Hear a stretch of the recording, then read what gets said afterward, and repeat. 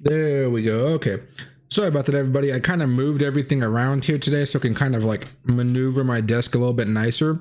So happy to see all of you guys back. Loki says hello. You guys can't see him as easily, I would say, during this way because he's not on the side of the desk. But he says hello none the same. Oh, I know what I can give you here. Hold on. I got one treat for you. There you go. Okay. I actually got two treats for him today, but he's been a good dog. He's let's see, there we go. And hey, Ken, there's a lot of smoke out here in Washington State right now, so he's not really going outside too much because the smoke is like really thick in some areas, and then it kind of blows to like more mild smoke. But I haven't been letting him go outside as much, so he's not been happy with that, or just more annoyed, I would say. But here you go. Yeah, you go. Yeah, good boy. That's the treat you get right now. You get another treat a little bit later on, okay? Yep. All right, there we go. See how this all works out. All right, everybody. So the plan for today is we're going to start off talking about some of the major indexes in the market, the S&P, NASDAQ, and the Dow Jones Industrial Average. We'll talk about Tesla for just a little bit of a minute because there were some interesting things being talked about on that call. And then from there, we're going to talk about Bitcoin, Ethereum, the Vegas trip happening next week. And one of my friends who's also a YouTuber out there, Tom Crown, he's going to be out there for another event. So we're actually going to hang out for a little bit, which is going to be kind of fun. Because we talk like, I don't know, five times a week, but we've never actually met because we're on totally different sides of the country. So we're finally going to meet up after all this time. And then I'm going to be asking you guys some questions about shorts. And then we're going to be going over some questions and stuff like that. And if you guys have any questions while I'm talking about anything, feel free to let me know. I'm taking this streaming much more casual right now, so let's have some fun here, guys. All right, the one thing I do have to do here is just move some stuff around on my side, because since I did move up my monitors and my camera angle, as you guys can see, it is going to be a little bit more different for me to be able to read your guys' messages and whatnot. So I'm just going to move that over there and we should be good. And hey, Yellow Vest, happy to see you back, man. So first of all, guys, let's talk about, there we go. Let's talk about the stock market here. First of all, let's start off with the S&P 500. We have been bouncing around the 200 weekly moving average. If we look at some of these other moving averages here, you can see on the monthly chart, we've been bouncing off of the 50-month moving average here. We bounced off of it pretty nicely back over here in 2018 and ended up being a decent bottom. COVID kind of messed up that situation here, but you know, COVID was such an extreme, right?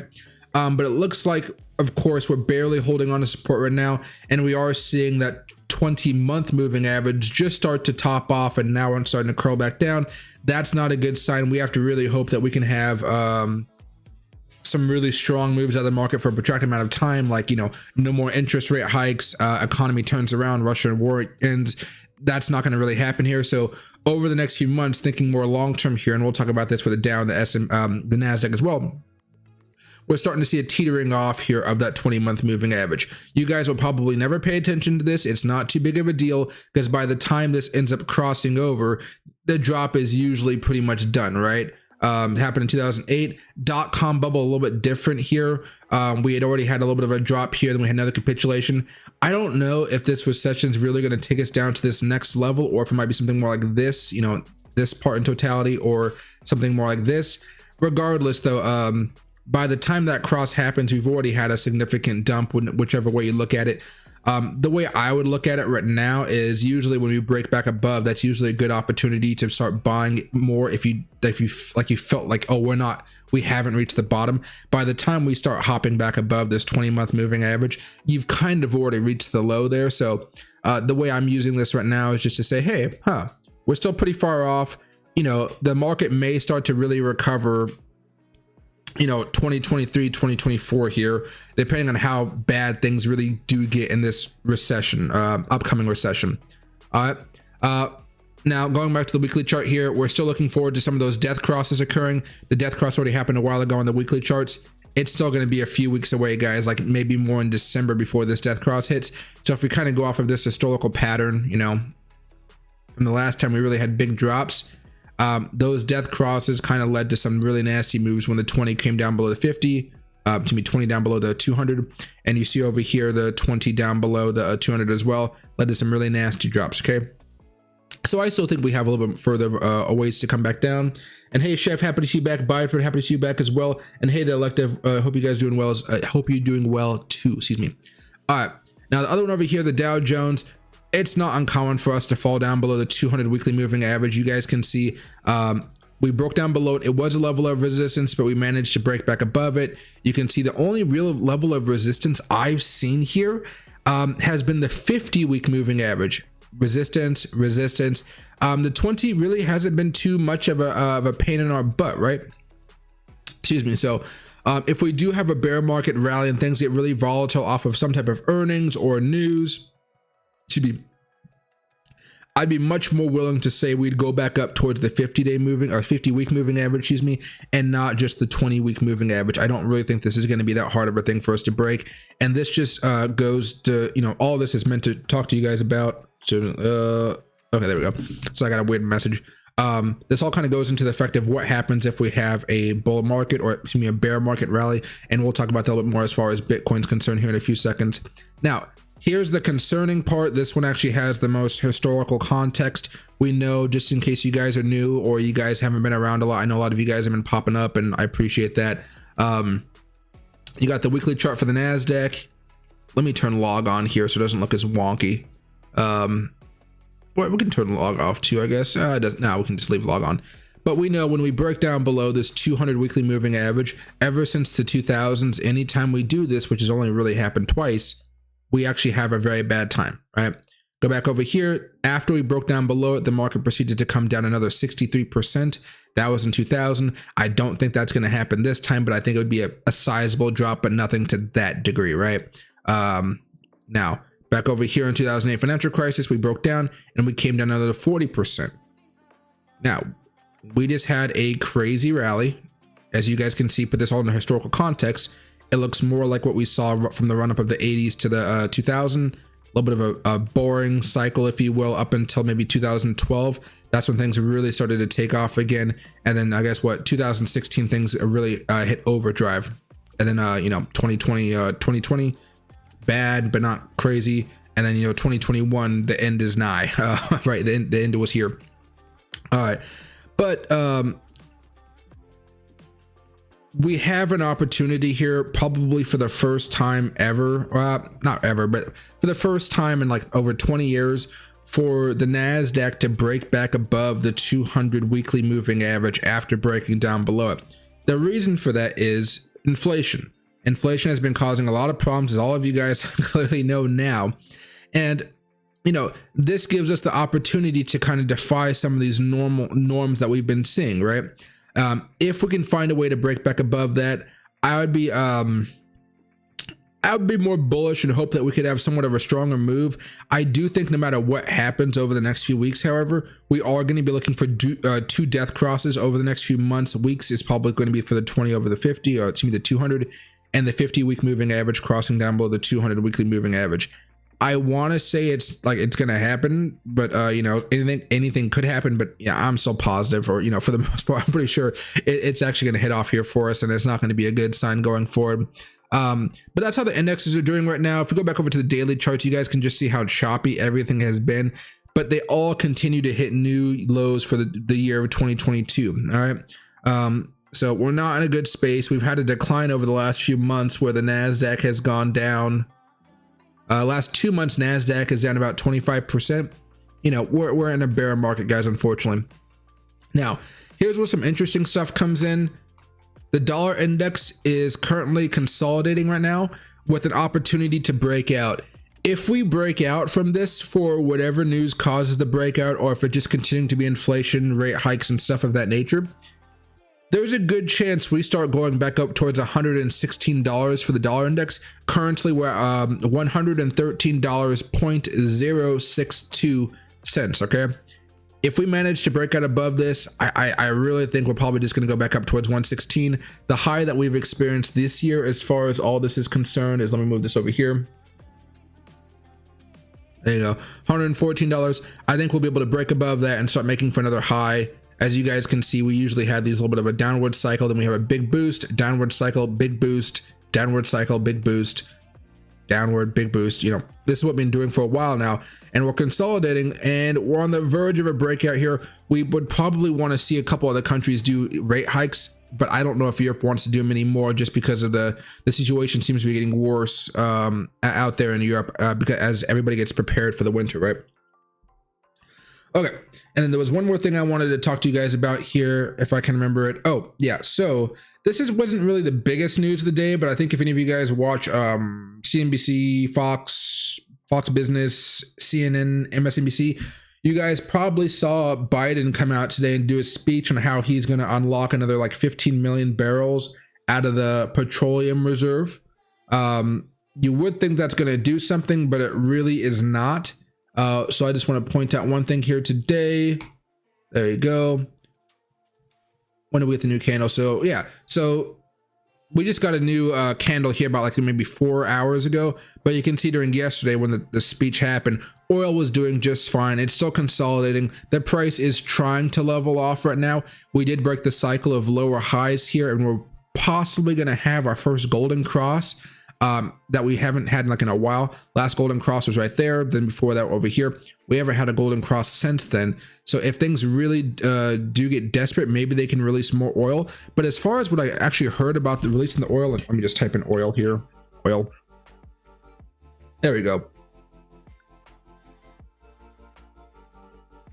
Yeah. Biden tries to tackle his gas price problems by announcing a sale of 15 million barrels from the Strategic Petroleum Reserve. Just to put that into context for you guys, you know, we use about 20 million barrels a day in the country. So it's not even a day's worth of oil that he's trying to get out. So when you hear numbers like this and you get a little bit of hope, don't stay realistic about how the oil market's going to behave. If you guys like oil stocks like I do, you guys know I've been telling you about them for quite a bit of time now. Let me probably go over here. My oil stocks today continue to go up. Now they're much more choppy now, I would actually say, than they were just a few weeks ago as oil was kind of going big. But you see over here, excuse me, Schlumberger still doing fine, right? Not as high as it was back here in June, but these are all dividend plays. Devon Energy looking like it wants to break out pretty soon. OXY, I think that's a favorite of the channel, not necessarily me, but you guys have always talked about OXY. So, you know, I know a lot of you guys watch it. I'm watching it myself. I own quite a bit of it, but you know, it's not one of my favorites. ConocoPhillips still moving up higher. PXD, this is one I told one of you guys about on the Discord last night. This one moved up a little bit here. So while the rest of the market was actually going down here, oil stocks are still sound. And you know, give it some time, guys. Like even Chevron was up 3.5% today. So, you know, look for some solid oil plays if you guys haven't already. But I would say I'd probably wait for a dip in the oil prices, which means if you're buying them right now, they're mostly going to be for holding throughout the bear market. And then, you know, as the recession clears up, they're long-term earners for you, so you can earn dividends on them. So like if I go over here to the map section, you guys will see over here on the right-hand side. Can you guys see that? Kind of, not really. Let me zoom in, or yeah, let me just zoom in here. There you go. Kind of. You can see how the oil sector was the only thing really green today. Well, maybe aerospace was actually green today, but everything else was for the most part kind of red. Oh, actually semiconductors, because they've had a really bad week here. So, you know, home improvement, Lowe's, that type of stuff, not doing so well. But, you know, ZOM, if you guys are interested in these are really solid dividend plays. I think my favorite is PXD personally, but that's because the dividend is like 10%. Meanwhile, you have other assets out there like, you know, ZOM or Exxon, you know, those dividends are only, 3.39%. Still solid, but, you know, 10% versus 3%. I usually like the 10%, right? Okay, but that's enough about oil and stuff like that. We could, if you guys have any questions about oil, I'll answer them for you a little bit later. And what's right here? And hey, Chef again. I listened to a little bit, but I have to go to work. Hey, no worries, Yellow Vest. Hope you're doing well. And hey, Musky Doge, happy to see you back as well. Popcorn equal AMC. Anthony, we'll retrace back to 20K, then dump to at least 17,600 within the next week. I mean, it looks like, oops, sorry, I had a ring on the thing. That's a ring I'm about to buy here. I would say we're basically just waiting to, that could definitely happen. I'm not saying it's not. If we go with the NASDAQ theory that I've been talking about, that would be the most likely outcome, I would say. However, everybody keeps on saying there's going to be this bear market rally leading up to the end of the month. I don't know if we're going to talk our way into this, or if something may happen as far as interest rates are concerned. There's been more pressure, and I think this is the wild card here. And I really do say wild card. It's not a for sure thing. There's been more pressure. And, you know, I read a whole bunch of those random economic papers and stuff like that. More pressure for Biden to publicly tell Jerome Powell not to increase rate hikes anymore, and then where it might lead to a standoff. Now, I don't know if that's going to happen, but if just the thought of him saying that, or just the if he does say it, that might cause the markets to have a really flash rebound, which could cause some chaos, of course, because it'd be a big whiplash effect. But yeah, overall, you are right. We are going to be heading down lower eventually. And hey, Shilton, rally before midterms and bloodbath. It could be a little bit of a rally, but we don't really know, guys. Like, everything I've been saying over the past few weeks, it all really hedges. If we want to have this bear market rally, if you guys really do want to be very bullish about buying Bitcoin, I'd like to see this, or any asset for the most part, but primarily for Bitcoin here, you'd want to see the 20-day moving average cross back above that 50 there. We haven't had that happen for a while, since July, right? And then from there, we could actually have this formal breakout, and that could be a good sign for us. But usually the way I explain it, if you guys are buying right now, I'm not doing it so much. I did a couple trades. They did, one did break even, the other one did fine. But at this point in time, if you're buying, you know, let's just zoom out this for a couple seconds. Does that work out? You guys can see that. All right. You know, you want to buy around this. I don't got the magnet. Okay, good. Buy around the support zone down here and sell somewhere up here at this resistance zone. It's not the most, you know, lucrative trade you can make. I guess if you have leverage, it changes stuff up just a tad, but you know, that's the way you want to do it. You want to buy low, sell high while we're trading in this range. You know, and we're just waiting to see if there's going to be any bad news, bad earnings. Tesla came out with earnings today. I don't know if I can actually get those up here. Maybe I can. Maybe the 5-minute chart. There we go.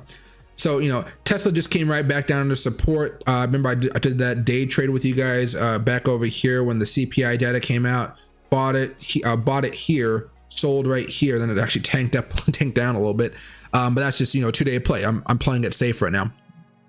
But we did bounce off of that support again. If Tesla does break down below this, I mean, the Tesla is a very strong part or large part of the S&P 500.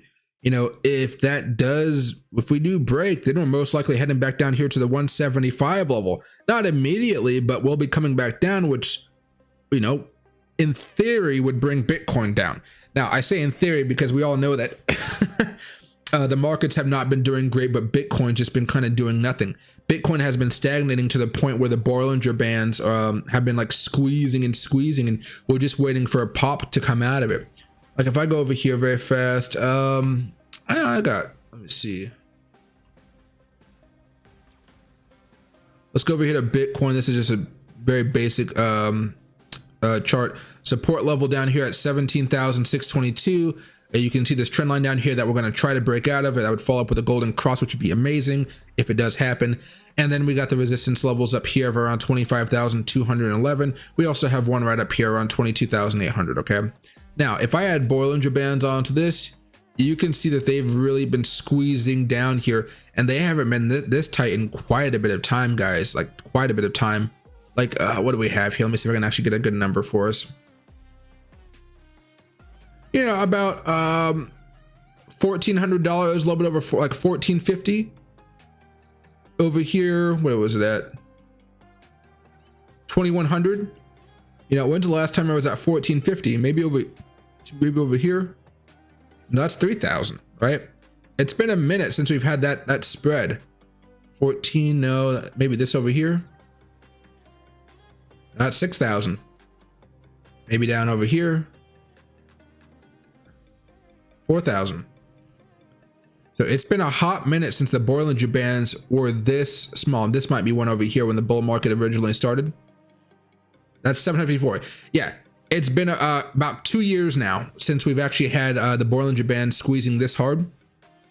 So you can expect a pretty decent move to be coming out of here pretty soon, whichever way we break. Hopefully that's breaking out so we can all have a little bit extra money for the holidays to spend on whatever we want to. In my case, I'd probably say I'm going to be spending it more on Las Vegas trips, right? But you know, I'm gonna have some fun over there. Luckily, I just learned that the West Gate has the monorail going through it, right, and drops you right off behind like Venetian or the Link or whatever it is. So that's kind of cool.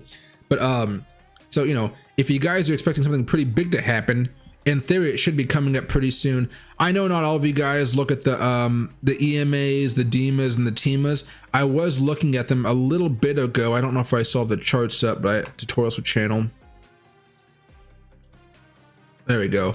This is Centennial. I should just pull this up. Let's go to the daily chart. Let's go to Bitcoin. Is it turned off? Oh yeah, it is. Okay. There we go.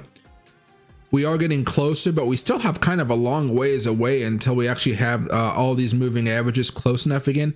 I usually like to look at the TEMAs because, you know, when they get kind of close, you have a pretty big move, get pretty close, you know, something's cooking up, right? You never know which way the direction is going to happen. That's, you use other technicals for that. But, you know, something's cooking up when they're all pretty close together,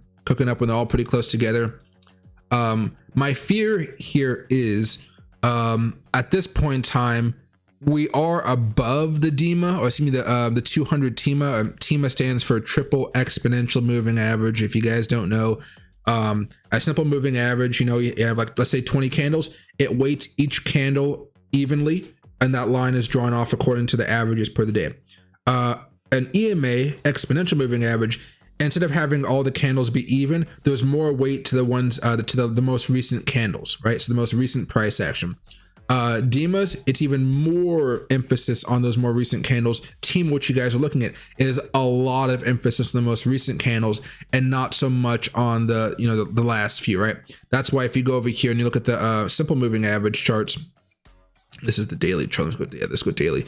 You can see the 200 daily moving average is way up here, where if we go back over to the TEMAs, you'll see the 200 daily moving average is way below, all right? Because we've fallen down so much, more weight has been given to the candles that are lower down.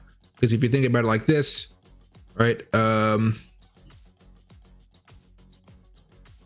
These are the last 200 candles, right? That makes up the average. So way lower down here. Otherwise, you know, be doing a little bit different. All right, but yeah, I'm still watching for that to happen, but that seems like it's still going to be a while away here, guys. But you know, you don't have to use only this indicator right now. Okay, let's pop the regular Bitcoin chart back up here very fast. There we go. And so, as you guys know, I'm just waiting for a breakdown here, or a breakout, one of the others. And then one other thing we got to talk about here is Ethereum. So let me pull this out to the weekly chart. On the weekly chart, these Fibonacci levels have been holding up fairly well, not perfectly, but fairly well. Daily chart, much more ugly, as you guys can see. It's just been very choppy, right? It held for a couple days, broke down. So on the weekly chart, it seems like this is what's holding us up. On the daily chart, however, much more of a mixed bag, right?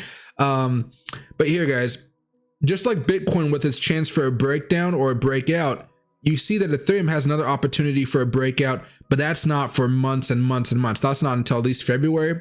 At least if we go back to the daily chart here, we have one coming up a little bit closer, similar to what we saw with Bitcoin. And that one probably won't happen until November.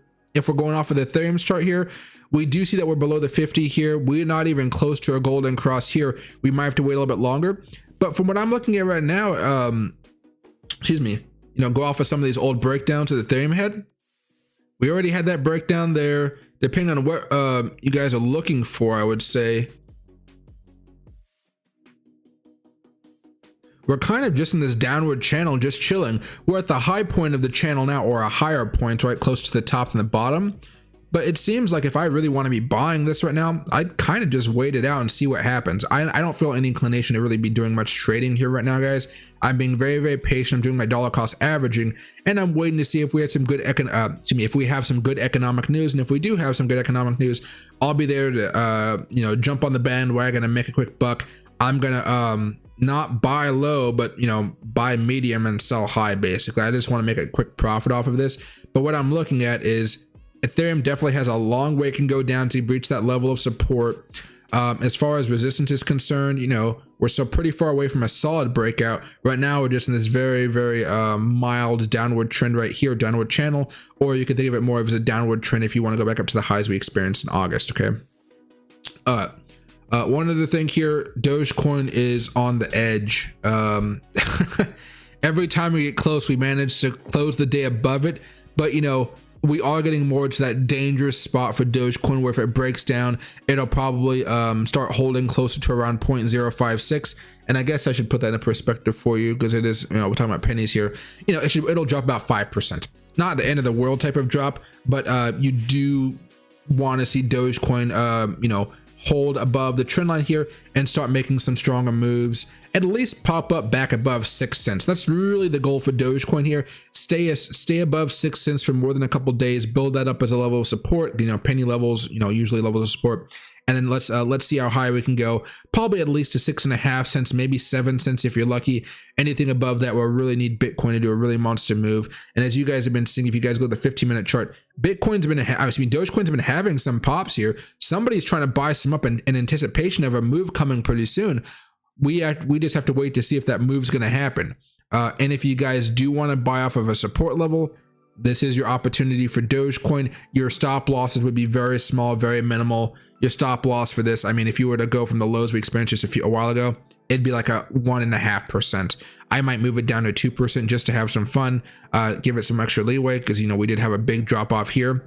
But, you know, that's what you'd be looking at. Personally, I don't really feel like I want to take that trade right now, but it's there if you guys do want to take it, okay?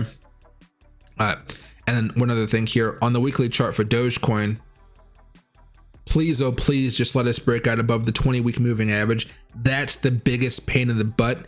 The moment we break above that, I'll be very, very happy, be very, very excited as long as everything else is working out in our favor, like Bitcoin going up the market, some type of good news about the economy, whatever it may be.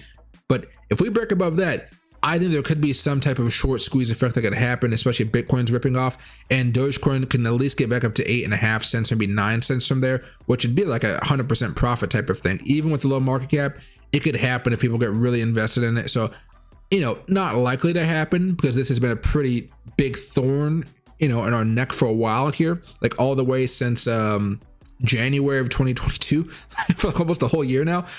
So, you know, don't bet on it, but if it does happen, that'd be a great sign. I mean, people would love to see that because after that, really, what's the next level of resistance? We just have to worry about getting up here to 6.5 cents, 0.067 cents, basically. The moving average is not going to be a hassle for us, right? The 200s all the way up here, that's around 8 cents. You know, going from 6 cents to 8 cents, or I guess a little bit under 6 cents, you know, back up here, that's like a 32% profit. So I'm really hoping something really good could happen on Dogecoin. And as you guys saw, you know, back during this last rally, I guess let's take this low to this high. We did run up like 55%. Or if you just want to go from like something like this to this, we still ran up 35%. It's definitely possible with Dogecoin. And remember, guys, what stopped us? Let's turn this into the weekly chart. That 200 weekly moving average stopped us. So if we can break above it right now, we could have a really big pop. So I am paying attention to Dogecoin. I think some of you guys should as well. I'm excited to see what happens. And you guys know that when Dogecoin usually booms, sometimes SHIB does as well. So it might be worth taking a look at SHIB here too. One other thing we'll look at just very fast. I haven't looked at SHIB in a long time. You can see we broke down as far as SHIB is concerned. You can see how violent of a breakdown that was if you want to consider that a breakdown, violent, excuse me. The one interesting thing here is we managed to break out just enough, but then you saw that Bitcoin started to fall, the stock market started to fall, and it really just messed up the momentum. So understand that even if you find an asset that is breaking out, if the overall market tends to go the other way, most of the coins you're holding that are breaking out will do just the same here, okay? Now, we don't need this anymore because it was a false breakout because of bad news. What we've been trying to hold here for SHIB, if you guys again want to take the opportunity, is that level of support from way back over here, June 22nd. Still okay opportunity to buy. You can see the moving averages are just fine, not great, not bad, but just fine. And go over here to the weekly chart. We've managed to break out above the 20 before multiple times. It didn't really lead to anything too crazy, although that was a pretty big pump there. You're really just going to be hoping that this kind of bounces with Dogecoin, and it's at a pretty solid support level, which you're going to probably like even more, right? Just be wary of this. That support is really a lot lower than you might think it is. Okay, is that it? Yeah, that's about it right here. What about Ethereum? Yeah, okay. Now, before I start answering some of your questions about the market, economy, whatever you guys want to talk about, couple things when it comes to Vegas. Is this it? What is this? Oh, yeah, this is something. I got the list today of everybody that's going to be at Money 2020. And I already have meetings stacked up, a couple with TradeZing, one with JP Morgan, one with Robinhood, one with Alpaca. Alpaca has some really cool stuff, but I'm like legally not allowed to tell you until the 24th. But I got some really cool stuff talking about Alpaca because I think they're going to come out with something game changing here. So, you know, I got meetings kind of lined up here. I think I got like 15 lined up, but I got a really bad memory. So that's all in my app to schedule it down for me. So I'm going to be talking with a lot of people when I'm over in Vegas, but, you know, look at this list of companies out there, you know, Capital One Trade, you know, Capital One Drive. There's just a whole bunch of different sectors here, a whole bunch of different companies. So, you know, Bank of Saudi Francis, I don't know what that is, but Bank of the West, Bank of, you can see how many banks are here, different types of, you know, things. Even my company's down here, somewhere towards the W side, because it's my last name, right? Whitman Analysis right there. So, you know, they got a bunch of companies coming in here, which would be really, really cool to check out. Anything else we're gonna talk about? No, I got everything about Vegas. I'll do another post this week if you guys have any more questions about what you want me to ask these guys. Like, what do you think about the economy next year? Are you changing your habits? That type of stuff, right? I got this event coming up next week. I'm gonna go to this one. Oh no, this isn't next week. I think this is tomorrow. This is Thursday? It's Wednesday? Yeah. I'm going to an event tomorrow in Seattle. This is more of where they're renting out a bar called Art Marble. It's a really cool spot. I don't know if you guys have ever been to this in Seattle, but the food is really good. Everything's really nice. It's just a chill place to hang. It's the pure Seattle vibe. It just has a whole bunch of wacky stuff in it. But yeah, really chill spot. We're going to be doing a bunch of stuff in there, and I'm going to be getting some free food and drinks, and I'll be learning more, not so much about the real estate part of it, to be honest. I really couldn't care less, but security tokens. That's why I'm going there. I want to learn more about the security tokens because they're making a splash in the venture capital markets right now. So I want to learn a little bit more to help you guys out. And then I'm going to meet David with Stabley and JG Blanco. I don't call him that, but yeah, I guess that's his you know, stage name. But yeah, he's a really chill guy as well. He holds a lot of the events I go to in Seattle. But okay, buddy, if you guys have any questions, let me know. This could be about Bitcoin, crypto, stocks, economy, just general thoughts. What's going on in Vegas next week, because I will not be streaming. I will be streaming, but not like in this format, because obviously my desk is not going to be here. And so, you know, whatever you guys have a question about, please let me know. And let me get rid of some of my excess tabs here. I'm buying this ring next week. I'm super excited when I get back, but it looks like cleaning this thing is just going to be the biggest pain in the world. But I'll work it out. There we go. Okay. Oh, see me.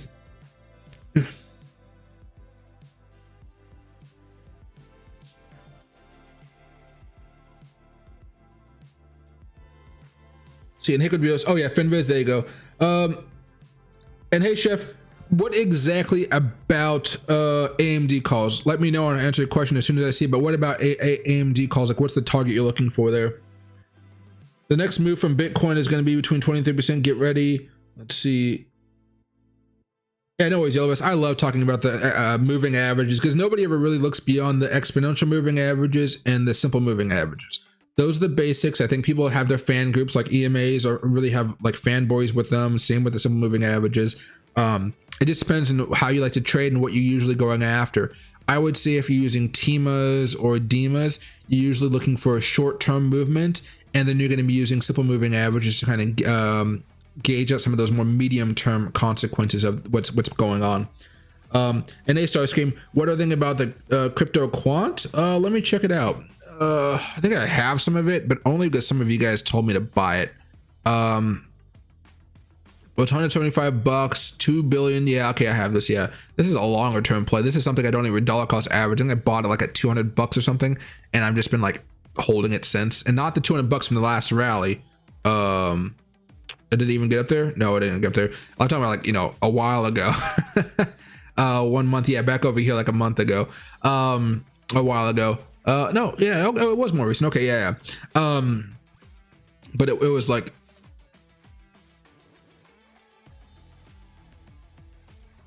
really? It's been a long time? No. Okay, it might have been from a while ago. But anyway, here, let's go over here. Let me check it out. And then let me go over here to QNT. Let's look at the chart first. On the daily chart, it looks like it's been doing just fine. I mean, personally, this looks great. Because it's been doing so great, it kind of gives me worries of what's going to happen down the road here if things get bad, because it'll end up falling back down to new lows of the year. So that means it could lose like over 76% of its value. So just, be forewarned about that. But it doesn't go back further than I want it to go. That's fine. All right, let's go over here very fast. We just had a breakout a few days ago above that 162 level. I think that'd be our level of support right now. If it does break down below that, I think you'd be looking at a longer consolidation period where you might actually see it come back down to 150, 140, and then try to make another move up. More of a good scenario that wouldn't be great overall, but still be pretty decent, is if we do manage to bounce off of this support level here around 161, 162, and then we might actually form some type of double top up here where we're looking at, a resistance level somewhere around 210 to 230, 210 to 330 up here, and then we have a reversal, then we come back down. We'll have to wait to see if that actually does occur. But let me show you something very fast. If you're looking for a short, and this goes with any coin that's really had a really nice rally after we hit those June or summer lows, right? See how we're trying to hold that right now? You can see how that was a level of resistance right here, level of resistance right here. If you guys use some of these longer term trend lines, they're going to help you out quite a bit. For this example, I would say if we manage to break down below this, I'd be pretty excited about it. Keep in context where the market is, okay? One of the problems here is if I go back over here, and let me just draw this trend line the way it was before, right? And let me just kind of do a little bit of a replay. That's probably fun. You see how we just had a golden cross here and we didn't have that big move after the 50-day crossed above the 200-day? You want to be wary of actually shorting after that happens. You usually don't want to see that golden cross. You would have wanted to see that 50-day moving average. The magnet's on. I hate these magnet things. There you go. You would have wanted to see it curl back down here and come close, but not. And then when it broke down, then you would have wanted to open up that short. So be careful here, because now we can, let me just exit out of this. Where's my little tool here? I got this one right here, and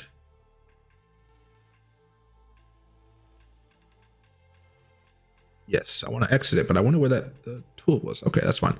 There you go. And now that we're coming closer to one of two breakouts here, you could either use this one, which I think is the standard for most people at this point, right there, right? Or if you want to start a little bit early, you can possibly do one of the breakdowns like this. It's really up to you at this point, but I would probably just wait until it comes back down to 137, then short. Or if you're going to do like a 2 to 3% leverage play on it, then you could sort of short it now, but be willing to let it go back up towards 220, still hold the short, then wait for it to come all the way back down. Okay, so if it does a double top, if we head back up here towards 225, that'd be a strong short, a very strong short, if it looks like a double top is being formed. Not if it kind of goes sideways for a while then starts to rally back. That's not the same thing. But if it does a double top, yeah, that'd be a nice short. But personally right now, I don't think it's worth buying at this price. It looks heavily overbought. It's a solid project from that perspective. Here we go, Quant. The future of finance today. You guys talking me into buying this because it's a financial, right? It's a financial one. So as far as a long-term hold, this is something that I would probably say a lot of you guys should get into if you guys want some exposure into just the financial sector. However, the way I view it is, you guys know I think the market's going to crash again. Let's be blunt. I think we haven't reached the bottom of this bear market cycle. I think we have a while to go. The market's going to get worse next year. And, if I'm going to buy this, I kind of want to buy it a lot cheaper. And that maybe it doesn't get much cheaper. Maybe the lows were really down here. Maybe, every coin's a little bit different sometimes. Maybe the lows were really at $40. But, what happens usually when coins get really overbought and then Bitcoin goes the other way? These types of coins tend to come down the hardest.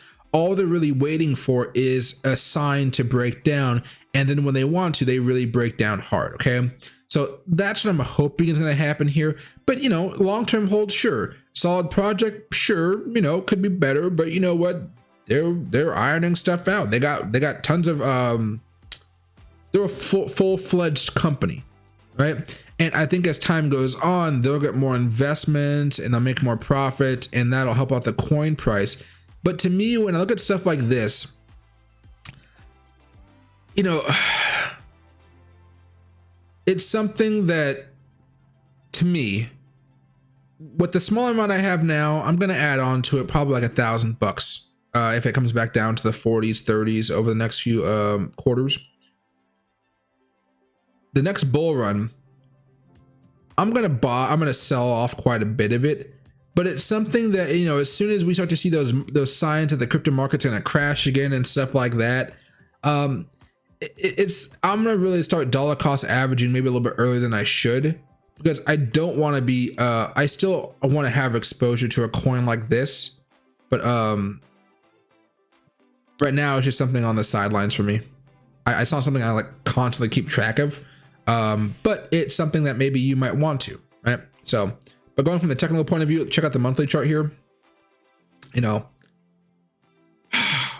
let me go over here very fast. Let me try KuCoin or Coinbase. Let's see how that works out. No, really? KuCoin. There we go. Okay. At the end of the day, you know, if you look at the monthly chart, we did just break out, which is kind of interesting here. Let me move this back up here for you very fast. There you go. We did just break out. I don't know if we want to use Fibonacci extensions on here, but I think we can. There we go. Let's go over to the daily chart. I'm still pretty accurate on these. Yeah, that's fine. Okay. Resistance, resistance, resistance, resistance, resistance, no resistance, hardly any resistance. Haven't been up here yet to tell. So just so you guys know, we have blown through a lot of those Fibonacci levels, and we did hit the target price, which is normally where I sell. And you guys know that I normally sell too early. So, you know, I might go up a little bit further here, keep an eye on it. But, you know, since this whole thing really started, we really have gone up a lot. Because before this, I think I did a review on this, or I'll check on this maybe like a while ago. The last time we were looking at Fibonacci levels for this, it was way back over here, right? And you see resistance, resistance, no resistance, resistance, resistance, not resistance, resistance at the one, resistance down here, resistance, and resistance at the orange.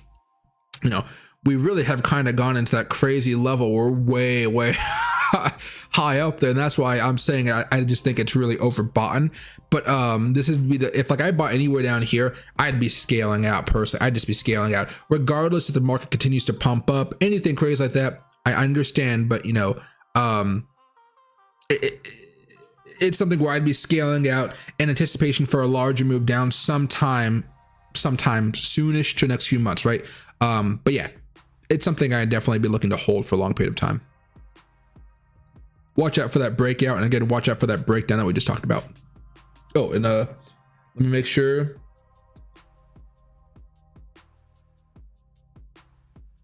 See. And hey, Ken, what do you mean by what test I was running there? And hey, Chef. Okay, let's go to AMD very fast. Where's AMD? I know I have it on my list. There we go.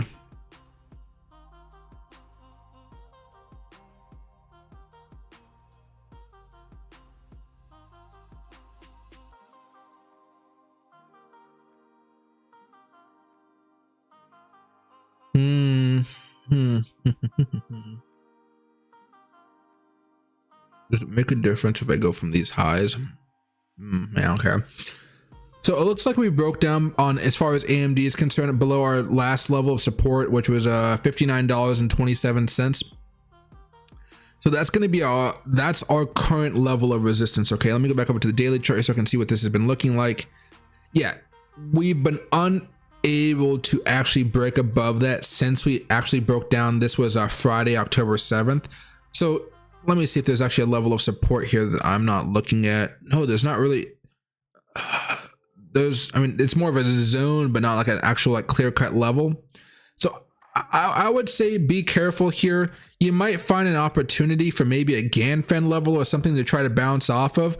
But if you're going for 59 calls expiring for this week,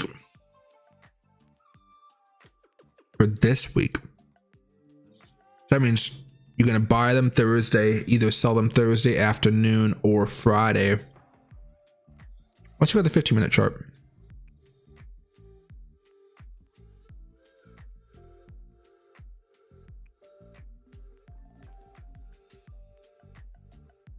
So from a technical perspective, you know, you're not going to be looking too much for a breakout here. But I think if you get a little bit closer, let's just say if you can get the price under $57, and the price right now is $57, so it's definitely possible.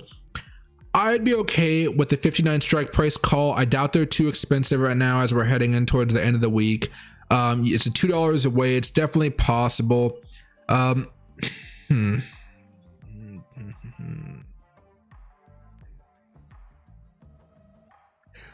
Leading into Friday, the market's kind of going to be kind of volatile. So, you know, I expect tomorrow and Friday to be much more volatile than they should be, more likely Friday. So I think Friday you're going to have a really big boom in the market or a really bad crash in the market. So not crash, but, you know, it's volatile. So I would, you know, if you buy these calls and tomorrow AMD is just ripping up, you know, I might do a same day sell here just to take my profit and run, or at least scale out 50 to 80% of those options and then just kind of see what happens to the last 20%. But I'd be very cautious here. You know, we were talking about Netflix the other day, and I said, you know, I'd probably go with Netflix puts, but I would probably do a nice hedge just to protect myself, you know, in case we had like better than expected numbers and it goes back up towards that gap price. I was wrong. Netflix went back up, but that hedge would protect you. I don't think you necessarily need a hedge for this play, because the price of the options is vastly different. But I would say if you start seeing profits fairly quickly, you know, like you hit that target price, I would start to scale out here. But yeah, I think it's okay. Most looking for the 15-minute chart. You did break down once here. That's fine. Managed to bounce back up. 4-hour chart, you see something similar happening right here. But you know, we're at that bottom end of the zone. I think it'd be okay, but I'd personally like to see us close above the $59 mark here, or that $59.27, but I don't know if that's going to happen before Friday. So, you know, if that'd be what I would need in order to buy it. But yeah, it'd be okay. Just be careful. It's going to be a higher risk trade for sure. I would only buy a few options for this, not really going big on it, right? Let me do one thing for you here very fast. Let me just exit of all these things. Let's double click that. I don't know if this is actually gonna help or not, because I haven't done one for this in a while. So actually, I don't actually need this line. I'm not gonna do a whole spray of GANs, but yeah, that should work. Okay, where's my angle? There we go. And let's go over here to 45. And do I have all of them here? I do. Okay, sweet.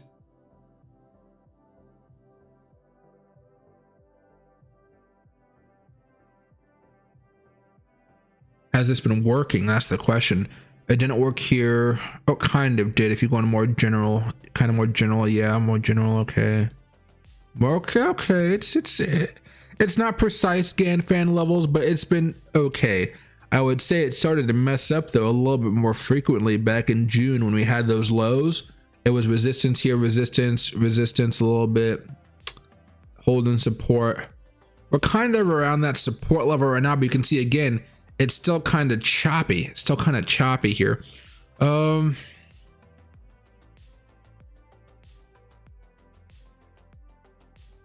I would say looking more for a bounce if you're going off of these Ganfans. Let me try one other thing here very fast, where I would do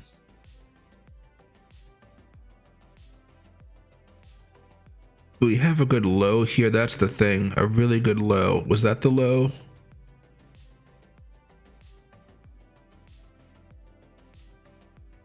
Oh, so we got two things we could do here. I mean, I got time. Let's do two. Okay.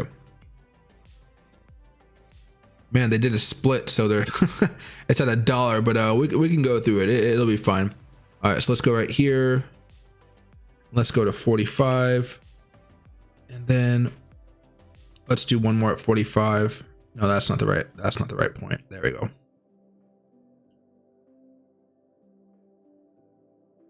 Snap this in place. Here to 45. And maybe one of these can help you out. I'm looking for reasons to want to do the buy. Got one, two. It's not really on point here. Let's go over here. Where's that little line? Let me extend it out a little bit. There we go. Is this one doing okay? No, not really. It's fine. I'm being overly precise here when I don't really have to, but I want to help you out. Okay.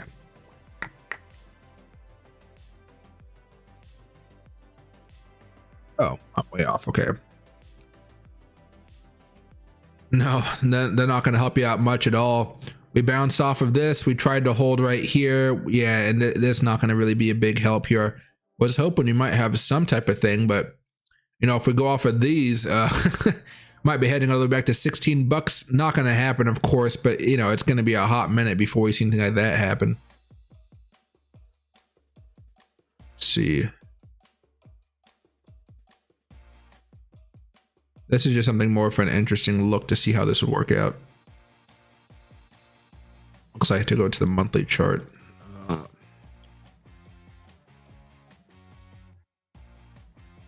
Gotta love how splits change everything up. And where is, there we go. Oh, get rid of the magnet.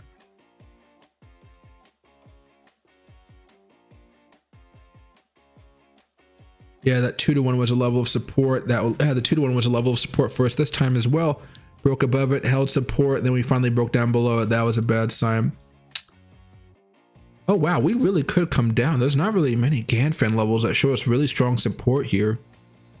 AMD is not really looking as hot as other stuff, is it? Yikes. Maybe it finds support somewhere on the, yeah, why is everything around $15 level? Yeah, so we got support coming over here, maybe around 40, 50. But if the market turns bad, we could really go back down into the 30s or 20s for AMD. Yowza. This would be a good long-term buy if it does break down below $40, $30. Just say that for you, those of you guys later on. And then one thing else, you guys, looks like we might have a death cross here as far as the 20 month and the 50 month. Longer term, be careful. We've already broken down below the 20 and the 50. Last time we did that was not a good sign. Broke down below the 20 and 50 right here. Last time that happened was not a good sign. Anytime else it happened, 20 and 50 right here. All right, that one wasn't terrible, but I guess it led to a bad time. But yeah, all right. Okay, but yeah, I think it's okay, but smaller positions, higher risk trade with caution, and really do your best if it's possible, since it's only a short-term trade, to try to buy underneath like $57, and it's like at $57.23, I guess right now. I thought it just said $57 a few seconds ago. Yeah, well, $57.23.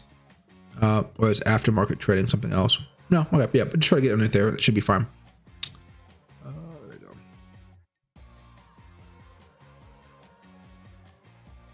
Back over to the good old Bitcoin realm. Actually, let's go over this chart. This one looks a little nicer. Spread that out a little bit. Let's go with the 15-minute chart. There you go. Somebody's trying to push this down. Oh, and one thing here, guys, as well. Let me get off of the art marble place. There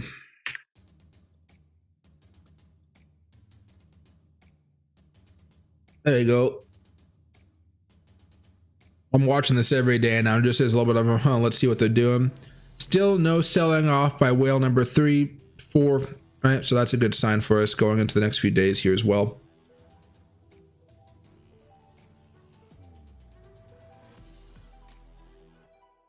And hey, JJ, I mean, we don't really know about how like the midterms and where the market's going to behave, because right now the administration, not to get political here, like, you know, just talking about from an administrative perspective, they're not understanding how markets work, or they're lying about the markets, or I don't know how to explain it, but they're not being honest about how markets work.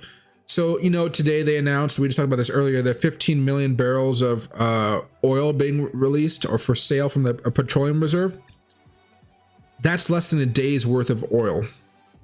Okay, it's not much oil at all when you think about how much America consumes. And the fact that they're trying to blame the oil companies and things like that, we physically don't have the capacity. We are pumping large amounts of oil. That oil is being used for all types of stuff. It's the refining capacity that we're having issues with. And I think where people don't understand that the part about the oil sector is investments. I'm sorry I stepped on your paw. I'm really sorry. I stepped on his paw and he just gave me like a big old like nosebud. Like, dude, you stepped on me. But what do you call when a company decides to drill for oil, make refineries, invest all those heavily, like they make a lot of money. That's why I'm a shareholder of a lot of oil companies. When they do that, I'm sorry. When they decide to do that, they're making huge investments that don't pay off for like 15 to 20 years. Okay. It takes a long time for that to pay off. What does the government want to happen over the next like 20 to 30 years?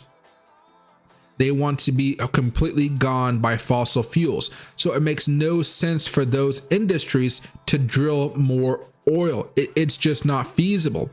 And so that's the headwind here, right? And it comes down to politics and stuff like that. So I won't say the markets are being manipulated to help Biden out. I'll say that, I'd probably say his lack of understanding of the market is probably going to be hurting his team fairly badly going into the midterms, right? Today, he said he was announcing more oil reserves being given out or sold on the market. What did that do? The price of oil went up today. You get what I'm saying? So I don't think the market's really doing anything to save him per se, but I do think that there's probably going to be a bloodbath pretty soon. I get what you're saying there, but I don't know if they're going to necessarily helping out Biden. I just think the markets are kind of just, everybody doesn't know what to do because we're not used to this inflation. A lot of the economists now in the market, they're anywhere, working at all these hedge funds and JP Morgan, like the banks and stuff like that. They're in their 30s and 40s, right? 30s and 40s, 50 years, maybe upper management, 60 years old, kind of maybe upper management as well, or maybe they're be on the floor too, whatever. Well, go back a little bit. The people in the 30s right now, they were born, they were like born in the 80s when inflation was really high. Right, so they were kids. The people in like their 40s, weren't they like, maybe teenagers or something like that? Tweeners, whatever, during high inflation? You really have to go back to that last, older generation for people to actually understand what inflation does to a market. And then you got to say, when all those old people were experiencing inflation, and maybe they were even in the market, they had a job at a bank or something like that, or a job at a hedge fund, something like that. Were computers even a factor in the markets? Were we as globalized as we were today, where all the central banks are really having their deal with their own issues, but what we do really affects what's going on in Europe, and what Europe does is really affecting what's going on over here? We've never been in this situation before, so there's so many unknowns, which is why every time I tell you guys what I personally think, as we've been kind of heading into this more of a mixing pot of what could happen, I can't be as specific as I was just a few months ago saying, hey, everybody, Bitcoin's about to crash. We're having another death cross here. History says that we're about to crash. Look at the NASDAQ. That says we're going to crash too. S&P says we're going to crash too. I can't be making those projections because this has never happened before. Short-term forecasting, sure. We can say, hey, we're at a support level. Let's see what happens here. Oh, we broke down. We're going down. If we broke out, oh, we're going up, right? But right now, nobody exactly knows, but the people that are in charge of the government bodies right now, they really have no idea, because it's our political system, right? Trump did it, Biden did it, what was it? Barack Obama did it. Don't know why I forgot his name. Bush did it. Who was before Bush? Clinton, Bush Senior. Was it Carter? I don't know. Reagan. Go back. Whenever a president becomes president, they win the election. The people that helped them get those jobs. It's not necessarily the people that are the most qualified. It's just a fault in our system, but it's there, right? And they can ask outside advisors. Trump administration did a really good job of this. Barack Obama did an okay job of it, although he probably got played by the banks. But he tried, right?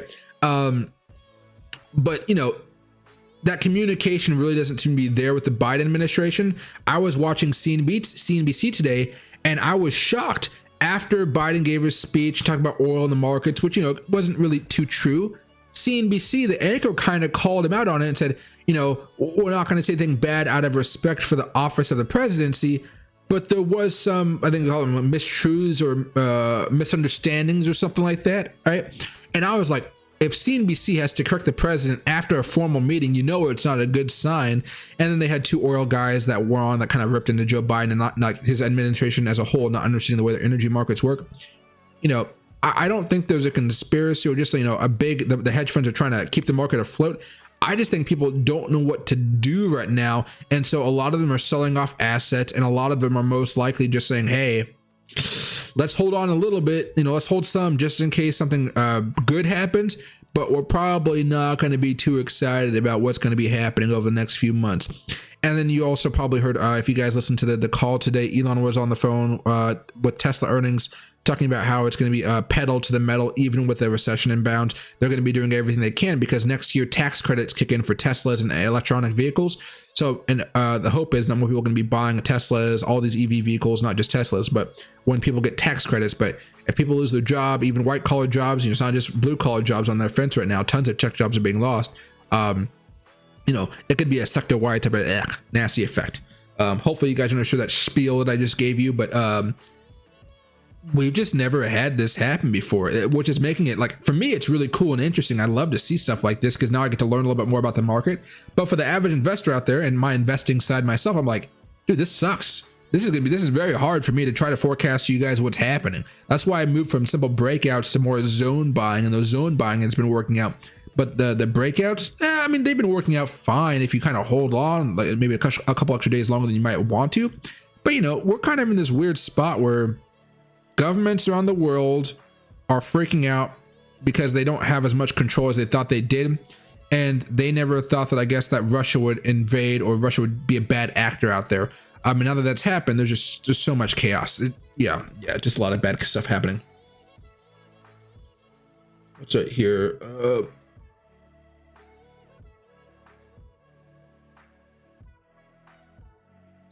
And AGT, can you see a Tesla in 50% of the world's homes inside a decade? No. Guys, people just don't have money to be spending on cars all the time. I just don't understand where they're getting this from. You know, like here, let's just do this very fast. All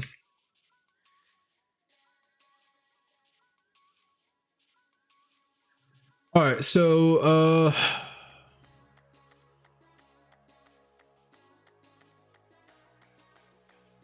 let's go to Ford,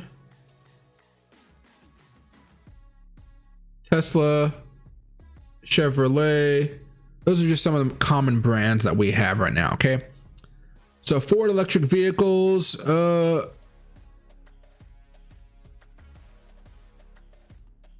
Mustang. No, I just want a cheap car. What? They want to sell me the good stuff. I don't care about the good stuff. I want the cheap stuff. Okay, electrified. Oh, they really don't have smaller cars. Yeah, they don't.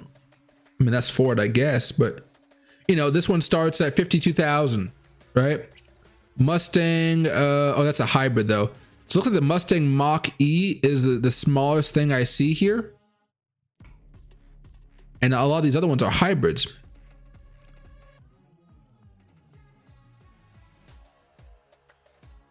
Take a look. Order now.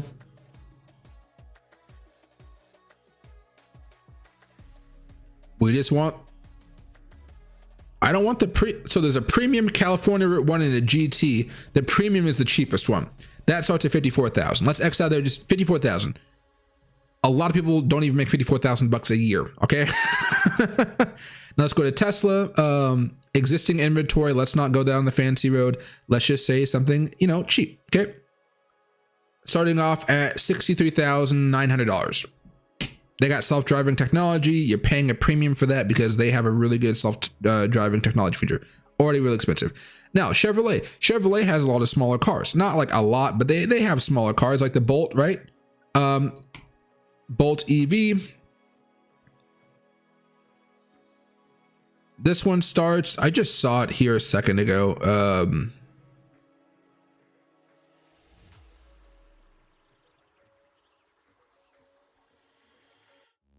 Let's see. Let's do a submit. You know,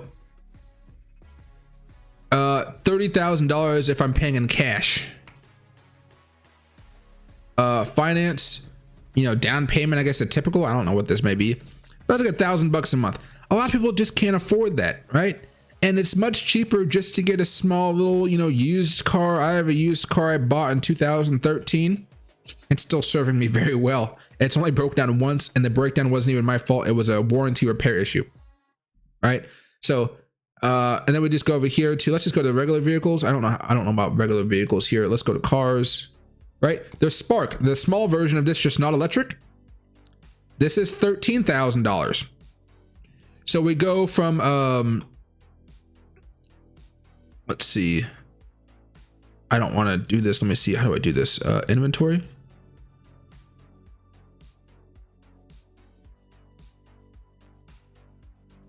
It wants to load here a second. Let's just go. Okay, hatchback. Washington's a little bit more expensive. That's perfectly fine. Explore payments. This is what I want to see.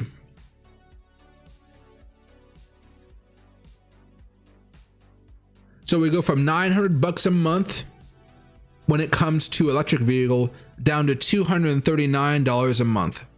Right? I mean, I don't know how they keep thinking people are going to be forced to buy oil, you know, electric vehicles, because if they try to force people to do that, they're going to have to go out of state to buy a car. And then what the government may try to do is say, hey, depending on the states, because certain states are for, you know, some certain states are like, hey, we don't want any oil cars, not like California, right? But basically what happens after that then is, you know, California might have to change the regulations around registrations, like your tabs and stuff like that. You won't get tabs if you have an oil car after this date. It's not going to happen. I just don't, you know, it's not. And they keep on saying tax credits. We'll give you tax credits. Credits only happen after you buy it. And if you don't have the money to buy ahead of time, it makes no sense, right? Unless the government really puts up that cost up front, that's where change could happen. But if you haven't noticed, we don't really have the money to be doing such wild things. So, you know, it just doesn't seem feasible to me at all. I'm like really pessimistic about the government really being able to do anything, because especially what happens, like let's say we do it, China's not going to do it, Europe isn't going to be able to do it as well because they have such high taxes that they just don't have all that exposable income that you might think. Although, you know, life in Europe is not bad, I'm not trying to say that. But then what have we been talking about? Emerging markets. Africa is going to get way more energy consumption over this next few decades. South America, way more energy reliance. They're going to need much more energy. And same with Southeastern Asia. So if we go over here, like to, let me get a little Chevy crap. Or can I just, hold on. Let's see. Let me go to Earth. Google Earth. I haven't been on Google Earth in I think a long time, guys. Okay, there we go. See this globe right here? You see all the beautiful stars, right? The people that use the majority of the energy are over here in Europe, Russia, China, India, little blips in the Middle East, a little bit in Africa, a little bit, but not much. Not much in South America, a little bit, but not a lot, right? You see all that green? That's not industry. And then you got up here in North America, we use quite a bit, okay? Well, even if we're transitioning to fossil fuel, from fossil fuels over to green energy, which is a good goal, I think we should be going that path. What you're gonna notice happening here is that China is still going to be doing all their same stuff. They're going to be producing energy. They're going to be they're trying to go more green, but you know, they have a growing population, and that population needs to well, I don't know if the population's not growing as fast as it was, but basically they need a lot of energy, and they don't really it's going to take time for them to go green, just like it is here, right? People always seem to like believe like the cities are the only thing that matters, like go down here to the cities. Well, guess what? Everybody out here, they don't have solar panels, right? It's just coal power plants that are heating up all these areas. And you can see, go to China, these aren't all like modern new houses. As much as China has some really good cities, not all of China is just great, property values and stuff like that. I don't know if there's actually a place I can drop down here to like see. I don't think Google has access to China. Let's go over here, whatever this is. Click on that. Oh, it's a nursery school. I don't know if it'll allow me to actually see areas. I mean, you can see the layouts here and how it's not necessary. This is more like a European vibe, I would say, right? But you can see all these buildings are not the newest, most modern buildings like you would probably see with all the stuff happening in the United States. They're all being built out. You go over here to India. India is not is still expanding rapidly, and they're trying to grow. They got a lot of people. They're looking to build more quality houses for their people. All those new houses and get people out of the slums. They need energy to have a working house. They need plumbing. That all takes energy. And then nobody ever talks about it. But Southeast Asia, if people move to Vietnam and some of these other countries because it's very, very cheap to live, they're all going to need more energy here pretty soon. And it's going to be a lot of oil, a lot of coal, the cheap stuff, because everything that we're trying to propose is very, very expensive. Right over here, certain parts are really good. You go over to the Singapore area, absolutely gorgeous, right? I don't know, let's drop over here. I don't know, some random street. I don't know much about the area of Singapore, to be honest, but you go over here, right? Modern buildings, they're building up really fast. They're using more energy too, but not the same type of issue that we would be talking about over here in China. I don't know if I go over here to a rural area, if it'll actually have it. Is there like a little village somewhere? Okay, let's see over here.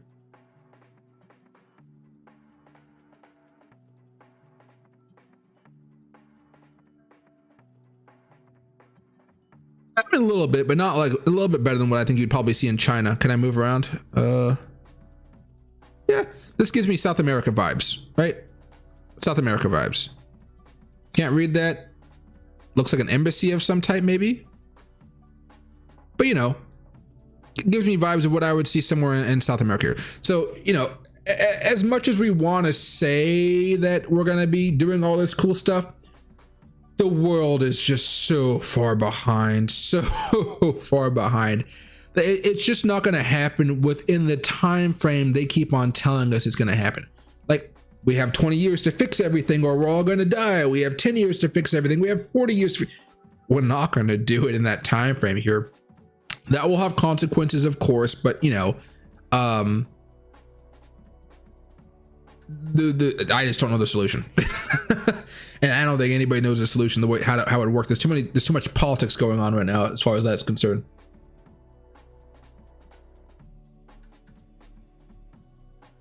And hey, Monica, did you see AMC going to have above $12 before January 5th, 2024 and BGB, please? I did not see that by AMC, but let's go over here to probably this. No, let's go over here to this one.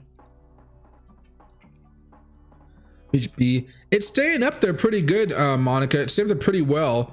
Let's see right here. My trade position, I sold that off, but I guess my long term, I'm glad I didn't. But it's still pumping up here a little bit. The one thing that worries me about BGB is the fact that I guess BitGet, if you've been logging on in America, it's been telling me that it's no longer available in America. Let me just pull up the app here.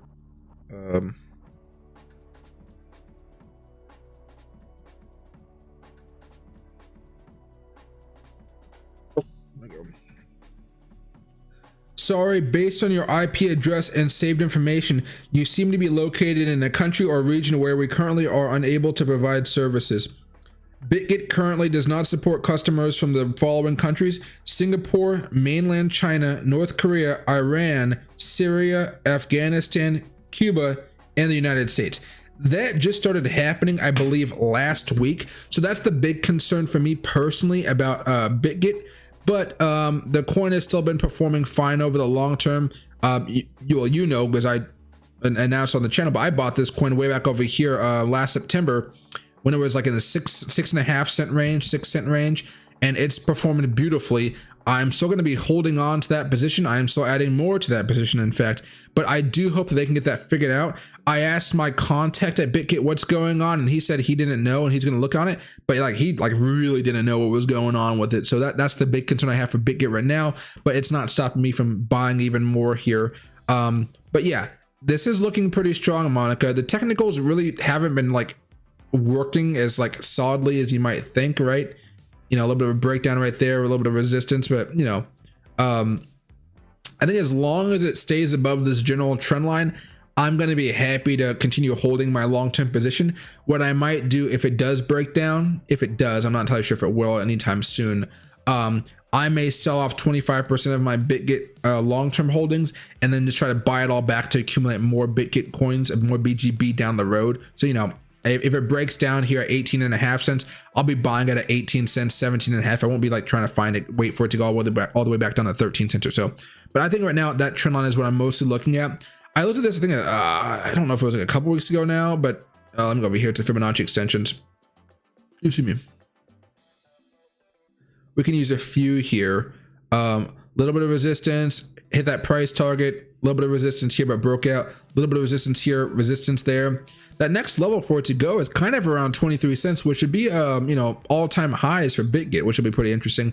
Last time we fell, we had that double top here, and it just never recovered since then. You know, we fell all the way down to 10 cents or so. That's my last big purchase of BGB. I think it was at 12 cents, not 10, but 12. But you know, now you have some other opportunities here of what you're looking for. This doesn't look as nice as the other ones here, but yeah, so I'm still bullish on it. I'm still happy to own it. I'm just there's a little bit of a caveat now where I wonder what's going on there. I hope they can get it sorted out, and if they can, I mean, I think BGB could hit $4 or $5 next bull run pretty easily, because it's only at maybe 100 million market cap right now, and it's a massive exchange with a lot of money flowing into it, and they're growing pretty rapidly. I like it, but you know, there's that caveat now. But as far as the technicals are concerned, as long as it stays above that trend line, I'm happy. As long as it stays above it, I am happy. If you want to look at it from this perspective, we're kind of in this upward channel. If you want to look at this, maybe we're in an upward wedge, so we will break down eventually. But until we do, you know, I'm in a solid spot. If we head back up here towards 22.5, 23 cents, I might sell some off and just try to wait for it to come back down a little bit. But yeah, I think overall it's still a pretty solid hold right now. Still in a strong position. It'd be kind of weird. I know you're probably not going to be buying anymore at this moment in time, but you know, it's in that middle section. So if you bought over here towards those levels of resistance that we've had pretty consistently since August, you know, it'd be a good opportunity to buy. Looks like, you know, anywhere in that middle section to above is usually a pretty good place to sell as far as BGB is concerned. So yeah, it's a good solid play. I'm still holding quite a bit of it, quite thousands of dollars worth of PGB, quite a bit of it.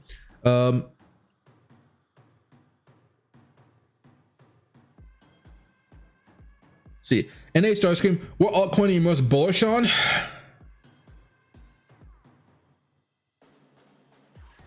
I mean, I'd probably say the coin I just talked about here, BGB. It's rare that you see an exchange as large as BitGet really don't have their coin have a large valuation. BGB is the only coin I bought last year that's still up, I believe. I bought it last September at 6 cents. And since then it's gone up towards 18, 19 cents that is at now.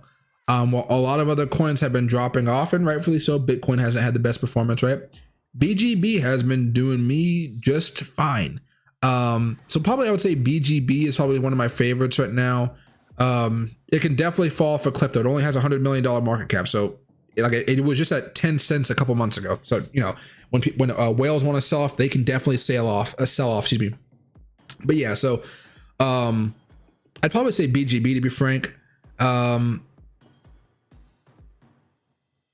are some other coins I like out there, but primarily a lot of the coins I'm going to be buying are coins that haven't even come out to market yet. So I'm still looking for new coins through contacts out here in the Pacific Northwest, and now I guess Vegas and California have been added to the list because I've been talking to more people from down there, mostly California, I would say, actually, not so much Vegas. Those coins that have low market caps, those coins that have low dollar amounts, like they're under $1 pretty much, right? Hopefully under a penny, preferably. And then they have a solid utility. They're well known among the community. To me, this means that they have a Telegram group. You see them at events. They pay to go places, and you can see their booths at places. Those are usually the places, the coins I try to buy early on. You're not seeing too many of those right now, obviously, because the market's not hot. But if there's a low market cap coin that hops on Robinhood, that'd probably take the top list for me personally. But I would like to see it under a penny if possible. Right now, I believe the lowest market cap coin on Robinhood is Compound. But if there could be one that's like not $50 or, not 50, $60, whatever Compound is now, that'd be a coin I really want to be investing in. Not necessarily because of the utility or anything crazy going on with it, just because I know during the next altcoin season, that coin is going to go berserk. And one of the things I'm going to be doing at this conference here, guys, is let me go over here to what do you call it? The bank. I just went to one of their meetings. Told you guys about that. QRS. Okay. Robinhood right here. Okay. Robinhood. I'm going to go over to Robinhood's booth and I'm going to be asking them questions. I'm going to be making contacts with Robinhood, and I'm really going to try to figure out like what coins they look for when it comes to putting them on their exchanges. Because I believe Robinhood can make a lot of money if they just put some of those low market cap coins on. They might be frowned upon or so, but who cares, People should have fun with the volatile moments in those coins. And one of the cool things about the volatile moments of the coins is, unlike the stock market, they're not halted. Coins that are ripping, they just keep on ripping until people sell out and there's a big drop and then people hop on board. A lot of money can be made. People lose a lot of money as well, don't get me wrong. However, I think it's anybody's right to lose a bunch of money in the market. I believe it's anybody's right to make a bunch of money in the market. But I'm going to be going over to Robinhood because they have a booth. I got invited to another booth. I don't remember which one it was. Alpaca. Alpaca is an exchange as well. They got some big news coming out. I hate that I can't legally. It's rare that I have news and I'm not legally able to tell people about it. It's one of those weird things. I'm not used to it. But Alpaca has some good news out. That'll be fun to talk about. So I'm gonna go over to their booth and talk with their head of marketing, I think it was. But yeah, so it'll be a pretty fun time over there. But those type of coins are what I'm mostly looking at personally.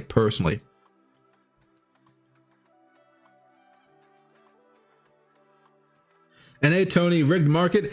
Guys, my man, it's really been boring these last few days. Nothing has been happening at all. We've been steady Eddie. We broke above the 20-day moving average and nothing happened. We got rejected off of the 50-day moving average. Even when we broke above the 20-day moving average, we didn't even have a good pop. It's been very, very boring. Very, very boring. And hey, Bideford, marketing is frustrating to me. Quick ins and out is the only way I can handle it, so I understand your strategy too. Yeah, I mean, guys, I don't try to open myself up to more risk than I have to. It's always going to be as simple as that. When the bull market was happening last year and the year before that, I was giving you guys plays left and right. Hey, break out here, break out here, break out here, break out here. Now I'm much more picky, and that's what you have to do, right? That's what you have to do right now.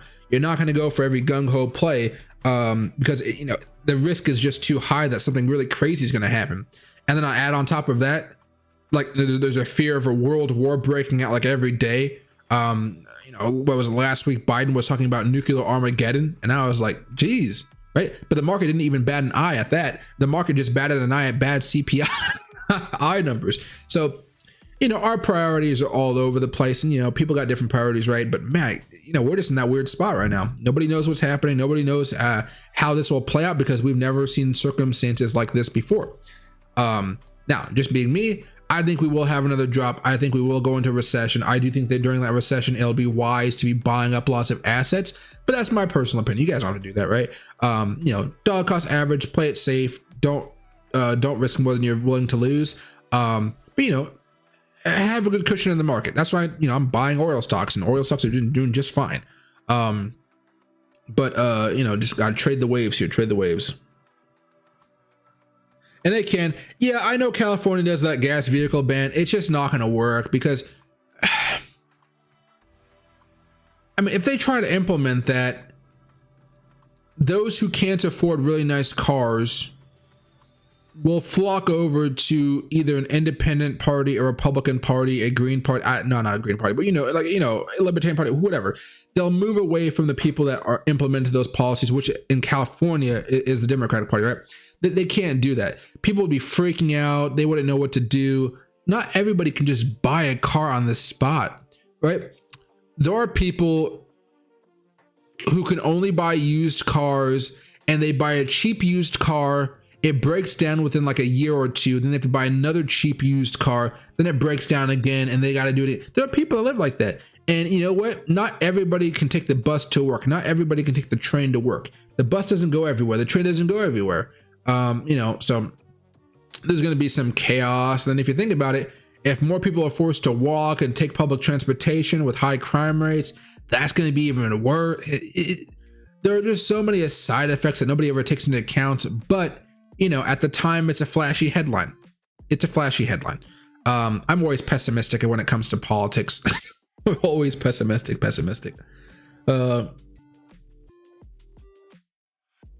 See. And they buy it for, yeah, batteries, 20K pop. That also is very, very expensive as well. I'll keep my gas SUV every day. Yeah, guys, I got here, and I'll answer your comment, Patrick. Happy to see you back as well.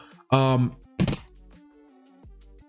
got a 2012 Ford Fusion SEL. It even comes with LED lights with things, Sony premium audio, but you know, 2012 Sony premium audio. But you know, you could buy this. Oh, that's yeah. You can buy this one for $8,000 with 137,000 miles. Right. My car has about like 200,000 miles because I've driven it everywhere, like Montana, Seattle, Oregon, California. I drive and I like driving it. But you know, like, let me just go over here very fast. You can see this is my car, and this is me. You know, I make pretty decent money if you hadn't noticed. But you know, I don't buy the newest and fanciest cars, right? Is there a full screen measure here so you guys can see what I'm talking about, or no? There we go. Right. It's just a decent car. It has rear view mirrors, you know, blind spot detection. The rear view mirror actually has a camera inside of it so you can see what's behind you, right? So that's kind of cool. So I'm not looking to like a panel in the middle. I'm just looking in my rear view mirror like I normally would, and I see what's behind me, and I can also see what's the camera's saying, you know. But you know, not complicated car, very, very simple car. Like, it's a very, very simple car. The moonroof is nice. That's exactly what my steering wheel looks like. Nothing complicated here at all. A basic radio. I have Sirius XM, but I don't have a panel, nice flashy one. But you know, somehow this car right here, right, 2012 is $8,000. You know, whatever the car max value is. But if I want to go over here and just go to new Ford Fusions are awesome. I love Ford Fusions. But I haven't had a modern Ford. I keep on hearing modern Fords break down. Ford Fusion, how do I don't they just have a Ford car? Oh, they stopped making them? What? Cars. They only make Mustangs now? So I gotta buy a Mustang if I want a car? Whoa. Whoa. Whoa. Expeditions are nice, but whoa, what? Wow, maybe people didn't like him after all. I liked mine, but apparently people didn't like it if there was no market for it. I guess if you want the cheapest Mustang, the cheapest car they have, I guess, is $27,000. I guess Chevy's little car is broken into the market there. I mean, you know, $400 a month for a lease. That's actually not too bad, actually. But what do you call, you know, This whole market just, you know, a little weird here, a little weird. But my point was being, sorry, this car is like at 27,000. That the other car, well, let me just go over here to SUVs and crossovers. Like here, this 2022 EcoSport, when you have to replace that Tesla battery or that EV battery, you could literally just buy a Ford EcoSport instead with the same amount of money. Right? So, you know, there's problems for sure. They'll be fixed up here in the long run. They will be, but you got to understand, we're just not in the right space to be even thinking about this stuff right now, because we're only thinking about ourselves, and the whole world has a lot more shit going on than just us, right? Oh, sorry for the language. And hey, Patrick, a quick recap on the markets. I mean, yeah, so right now, as far as what's going on here, let me go over to the weekly chart. We're looking for some type of breakout or breakdown sometime during this week or next week, probably next week, the way we're going right now with everything just being really choppy. But if we manage to break out, there's a strong possibility that Bitcoin gets back up towards $22,000, $23,000. Not massive moves, but it could happen. But we really need to see this breakout occur, okay? And then you also see we have the 20-week moving average. That's going to be a pain in the butt to break above. We haven't been above that since over here in March, all right? And that ain't really lead to anything when it did happen. The fear here is that because the market's getting worse, UK still in kind of some turmoil right now, Europe's still in turmoil as we're heading into the winter, we may see a breakdown in the price that takes us back down to $14,000 or so. But, you know, we still got to wait to see if we break down below 17,622 or not. I think the big thing here that you should understand is the NASDAQ. You know, if we go over that same pattern, the yellow line is the yellow line. That's the 200 weekly moving average. Last time we broke down below it in 2001, 2000, we had a massive crash of, like, we went down 60% from the time we broke down. So like 60% from here to here, not 60% from here to here. That was much larger, okay? But we fell down below it, broke down, pretty bad time. Over here, 2008, bad time. We know this, right? Well, so far we did break down. We have inflation. We have a war going on. We have, you know, crazy oil prices. We've got a lot of weird stuff going on. So, it's not necessarily going to be exactly like this time, right? 2008 or 2001. However, we are starting off the same pattern here. And ever since we broke down below that 200 weekly moving average, as far as the NASDAQ is concerned, which the Bitcoin tends to follow the NASDAQ, we haven't been doing anything, right? We haven't been able to get back above that 200 weekly moving average. And then one of the big caveats here, or fears, is you guys can see those moving averages here, Patrick. 20 about to break down below the 200, and the 50 is about to break down below the 200. That's going to happen probably starting in November, December, January-ish. So maybe the 20 will cross down sometime in November, maybe December. The 50 should be somewhere in January, maybe February. But by the time those moving averages usually cross over, the crashes have already happened, right? So we had this first big crash right here. You know, the death cross didn't happen until like 2 weeks after the crash. Over here, the death cross didn't happen until about like almost 2 months after the crash. So, you know, we're kind of in this bad predicament where we're hoping things get better, but technicals are saying we're probably going to be doomed for a little bit. The optimism that's out there right now for the market isn't really tied to technicals at this point, because you're seeing right now the dollar index looks like it wants to break out here sometime over the next few days. That could lead to us going back up to test 114.61, then maybe coming back up here towards the highs of 121, where we can think about some of those relative highs from way back in the day from the 2001, right? If that's as far as we go, that's a good thing. If we have to go all the way back up here to like the 80s highs, the market's going to be in freaking crumbles and, you know, shackles, whatever you want to call that stuff. Shambles. There you go. But to kind of tie everything together, I mean, look at that monthly chart.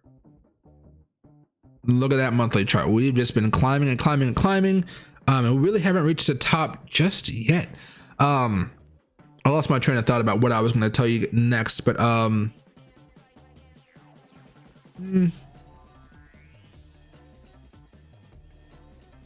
Oh, my point being about inflation. Sorry for the quick little silent part there.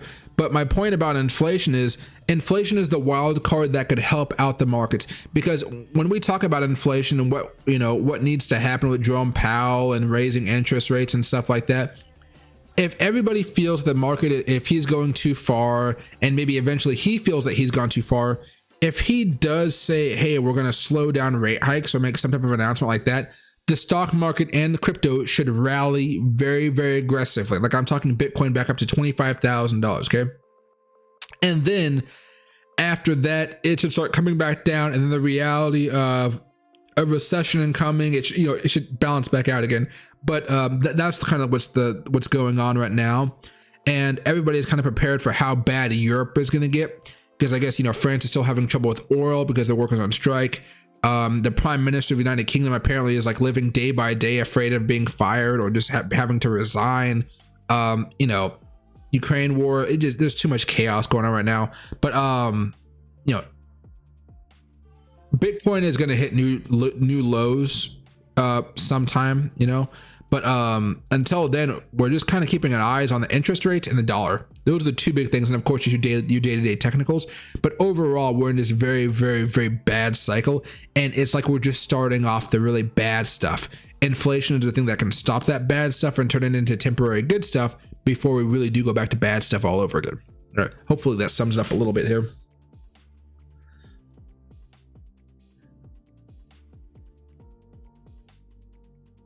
And hey, Bidefred, have I moved any money off of Bitcoin, or will I use a VPN if I have to?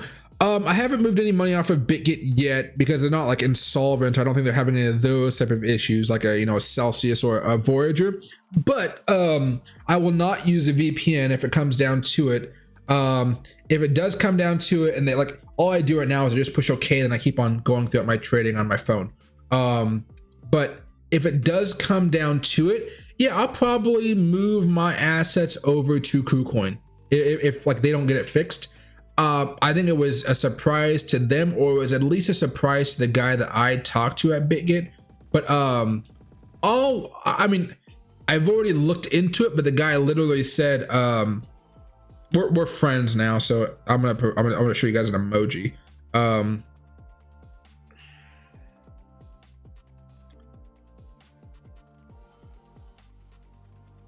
Says, I have no idea, sorry about this, right? So he has no idea. He's looking into it for me, but if I'm a management of a company that size, I don't want the lower guys to know what's going up at the higher end, right? If there's a crisis or something. So I'm gonna keep pressing him, but that means I just don't know how much he's gonna be able to press his boss because he's an employee. I'm just a guy that provides them, exposure to the marketplace, if you will. Like I'm an influencer. Kind of weird saying I'm an influencer, but that's like hardly anything I do. But you know what I'm saying. But no, I'd probably frankly just move it over. I don't want to take on that extra risk. I did it a little bit with Bybit because Bybit was pretty nice. I like their website. But at the end of the day, I was like, I really don't want to get in trouble for this. I really don't want to get more stressed out, more exposure to risk and stuff like that. The only thing I would try to do is I would try to find a way to see if there's some way for me to move my BGB to another wallet, because I would probably have to clear out my entire account with BitGet. But yeah, I probably wouldn't use a VPN. You can, but I haven't really heard of the government cracking down on that type of stuff like VPNs. But if they decide to do it one time, that's enough for me to freak out, right? But yeah, I'd probably just move it over to KuCoin, Binance US, or some type of one of my other portfolios. I have other portfolios, plenty of them, but those are much more longer term. I like BitGet for the day trading and some of the the leverage trading ability, and I like it for you guys primarily because it's a solid exchange. But they have good paper trading. I like to use the paper trading features of it.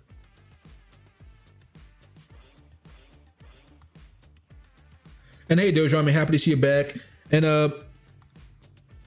running Discord's Michael's Discord of the Scoop of Alpaca. Oh, when they announce it, I'll do a short on it. It might not be as hyped up as you guys think it is, or I'm making it, but if they can pull it off, it'll change so much stuff. They just have to get the, I don't know if the regulation is there for them just yet, but they figured out a way to do something really cool, which is like, it's really cool. Like I literally have documents of every major announcement coming out for this conference, like every major announcement, and I have their emails of every person, every marketing manager, every marketing officer, chief marketing officer, or some more managers. But I have their emails to ask them anything I want to. I've been in contact with them, and I got invited to their booth, which isn't that big of a deal actually, but what do you call it, to have a conversation. The big deal is to have the 20-minute meeting that I'm going to have with a couple people. So it's going to be a fun trip.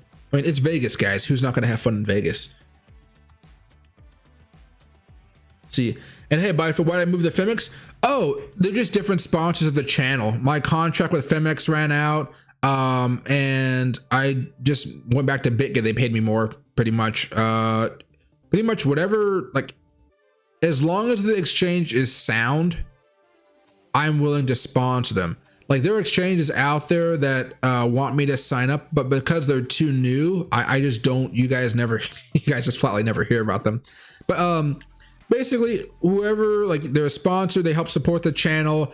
I use that money to pay for like the trip to Vegas, or the flight to Vegas, I should say, primarily. I'm paying out of my own money for the hotel room, but you know, the camera was from a sponsor. The money that I got from that Manscaped ad a long time ago, that paid for the camera. I tried everything I use for my YouTube channel. I try to keep it separate business wise for the channel. So what I mean by that, like, whenever I do sponsorship ads and stuff like that, they pay me money, and then I will use that money just for YouTube stuff. Like, I make like $1,000 a month off of YouTube on average. All of that goes back into the channel. $100 goes to the $100 goes to the 2 streams that I run. $125 goes to my internet, which is like, it's only used for YouTube stuff and bit work stuff. I literally have 2 Wi-Fi's at my house. So that's a fifth of it right there. Another $100 goes to me going to talk with people and learn more about the community. That's usually me going up to Seattle or other things. That's more recent of a cost. Oh gosh, what does the other stuff go to? Another $100 goes towards editing and what do you call it? Editing software like Adobe Premiere costs me like $40-50 a month. I pay for some new thumbnails now. That's costing me like an extra $100 a month. No, maybe like what's like more like 10-15 times 10. Yeah, that is up that a little bit, doesn't it? But yeah, stuff like that. Pretty much where it all goes to. Trading View cost me like $400 a year. That comes out of that. You know, that type of stuff. You know, it's kind of weird as far as how many weird offers I get, but I just try to like specify it down. But the main reason about Femex, contract ran out. BitGet said, hey, we miss you, we want to pay you more, so you come back to us. And I'm like, sure, right? And I have good connections at BitGet too. I like being able to know what's going on there, especially when I'm partnering up with them. And then yeah, that's just sponsorships. Eventually I'll have multiple sponsors, like my friend Tom. He has like multiple, like he has like a rotating list of sponsors.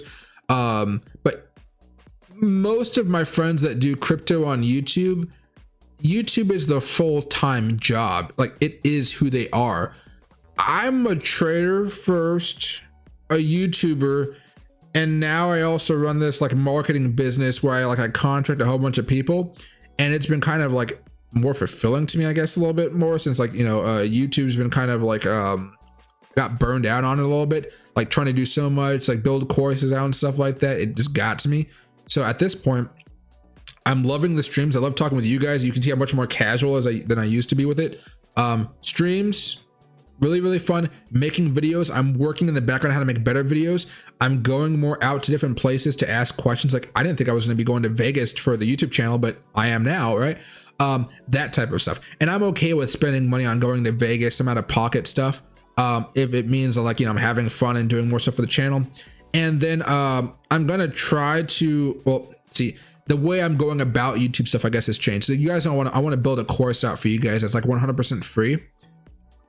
instead of me carrying on all that responsibility and just taking all that time out of my life to do it, I want to partner with an exchange out there to do it for you guys. I'm hoping Alpaca can be that solution. But I haven't even broached the topic with them. Maybe Robinhood could be fun as well. Like Robinhood could be great. They really try to educate people nowadays after all the fiascos with GameStop and AMC and options trading. So I'm trying to do the same stuff but in a different way, I guess you would say, and also just have more fun out there. I told you guys like last year I was going to start traveling a lot more, but then I didn't. Now I now I am. But it just sponsorships. And they can. I used to hand had your model year and the one after that. The new Fusions were trash. I wish I made 2012. Oh, so they did go. They weren't as nice. Okay, that makes sense. Okay. What is the probability of AMC hitting at least $12 before January 2024? So next year? I don't know if I have AMC on my watch list here. Let me see if I do. Lessons.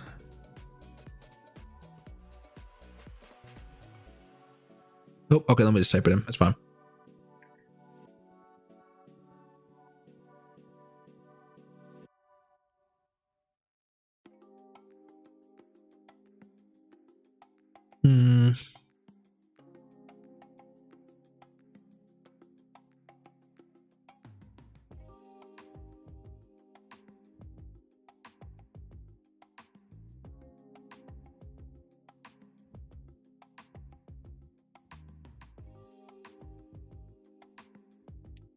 Pretty nasty downtrend, isn't it? And you're talking about specifically breakout there, didn't really amount to anything. Okay, $12 before January 2024. I mean, since the initial spike that we saw back over here in 2021, what have the spikes been looking like here? 183%, 176%. That takes us up to $15. That's above the $12 range you're looking at.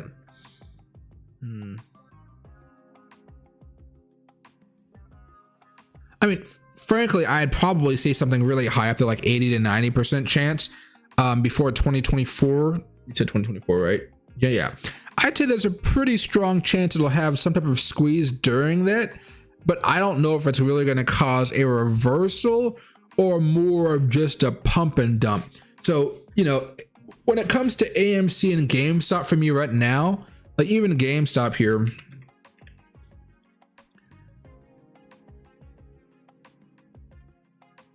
right? This is something where I would just buy and hold and then buy and hold and just wait for it to pop. And when it pops, you get something really, really good. Now, I just brought up GameStop, but we were just talking about AMC. I think AMC is probably a better hold than GameStop. I don't recall which one actually has the larger market cap though. Let me double check. Nothing new with whale number 4. No. Okay. Let me go over here to FinViz very fast.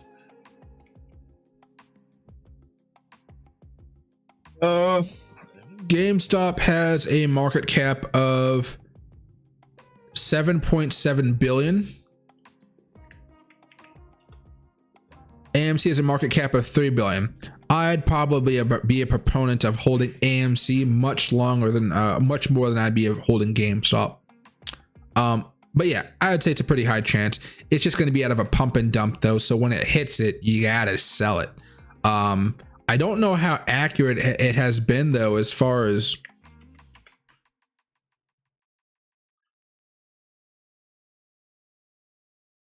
let me see. So this is a weekly chart. This is back over here in 2021 when things got really nasty for it. Okay. It's COVID. Okay, so let's go over here. Double top fall, double bottom, brought back up. Let's see how this ended up panning out here. Let's go over here.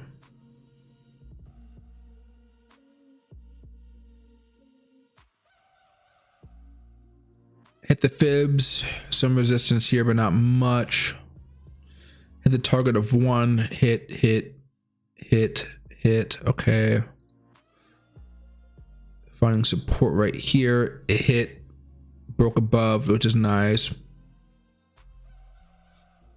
I mean, we start breaking down below this original Fibonacci extension, and we're kind of heading all the way back down here to $3 or so.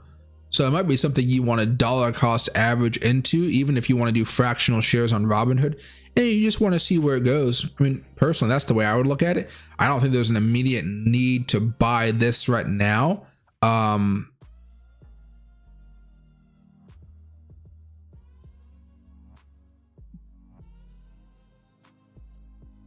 Yeah, because that monthly chart does not look promising at all. Still grinding down here. Anytime it gets above the 20-month moving average seems like a good part to good scaling out zone, though. Yeah, month to month, yeah. But yeah, I mean, I would say there's a good chance it'll happen, but don't try to time it. Just buy in a hole, and that's going to be the best opportunity there. These moving averages are TMAs, so don't give it too much thought here. There we go.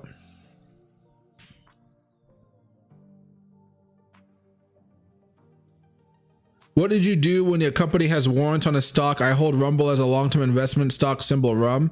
They're considered calls, are they considered calls or puts? No, warrants are a little bit more complicated. Most people don't worry about them too much, but let me see if I can find. I'm not going to be able to articulate this in a good way for you because I don't like warrants. I usually don't deal with stuff that has warrants.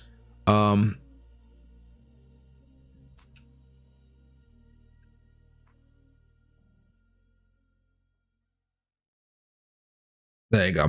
Perfect example. Okay. So how do stock warrants differ from stock options?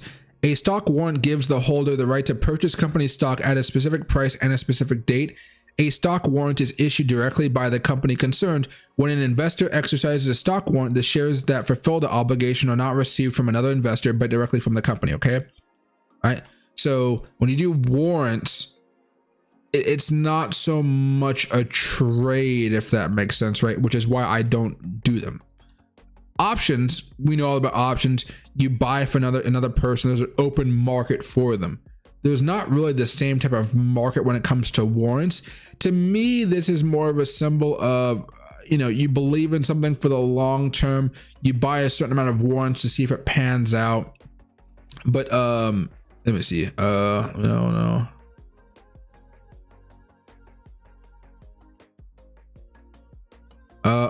Warrants are not extensively used in the United States, but they are more common in China. There are two types of warrants, a call warrant and a put warrant. This is what we're talking about, options. A call warrant is the right to buy shares at a certain price in the future, and a warrant is the right to sell back shares at a specific price in the future, right?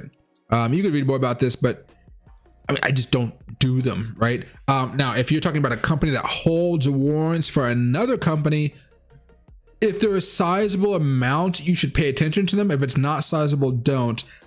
When you see those warrants, that means you have to do more work to actually see what those warrants are and do research on the company that the warrants are coming from, and if their price is going to be good or bad, and if their calls are puts. Because if they're calls,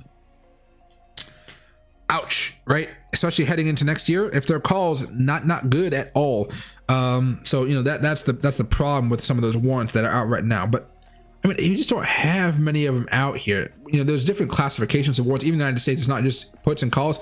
There are class A warrants, class B warrants, class C warrants, and that's even another hole that I just don't know much about right there. And what's right here?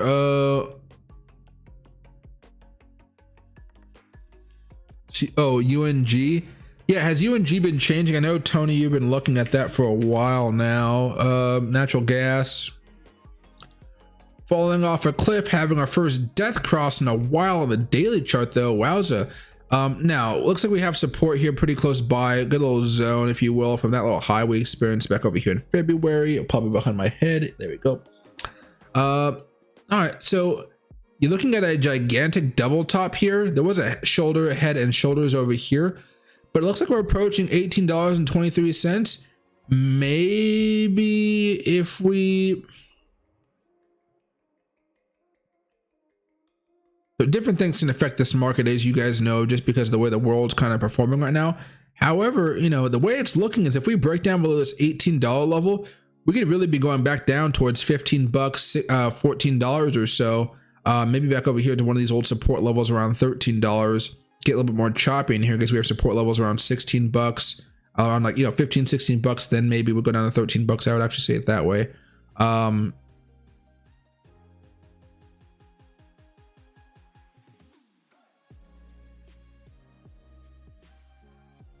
There's not really many breakdown. I mean, like breakouts possible for this right now. I'm looking at it. Let's go to the 2-hour chart. Still losing some steam here.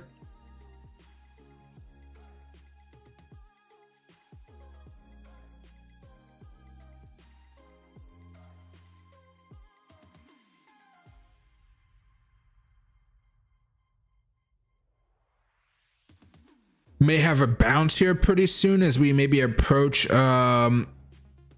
tomorrow. Could have a bounce off of this. That'd be pretty interesting. It might grind down a little bit, then bounce somewhere off of the support level here and this trend line.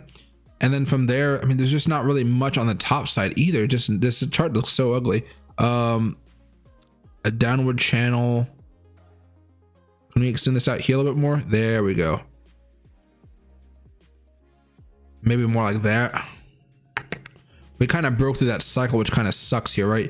You might have been hoping for something more like that, but we did break out above it. So I'd say something like that, or just something like that. So, you know, until it breaks out of this channel, I probably wouldn't want to buy it at all, but you could try to trade within the channel itself if you did. But it looks like more of a risky trade right now. This thing is coming down hard. If it does want to bounce, it may bounce over here off of this level of support around $18.23. One other thing I'd look at here very fast. Let me just hop on the monthly chart so I can kind of zoom in here a little bit easier.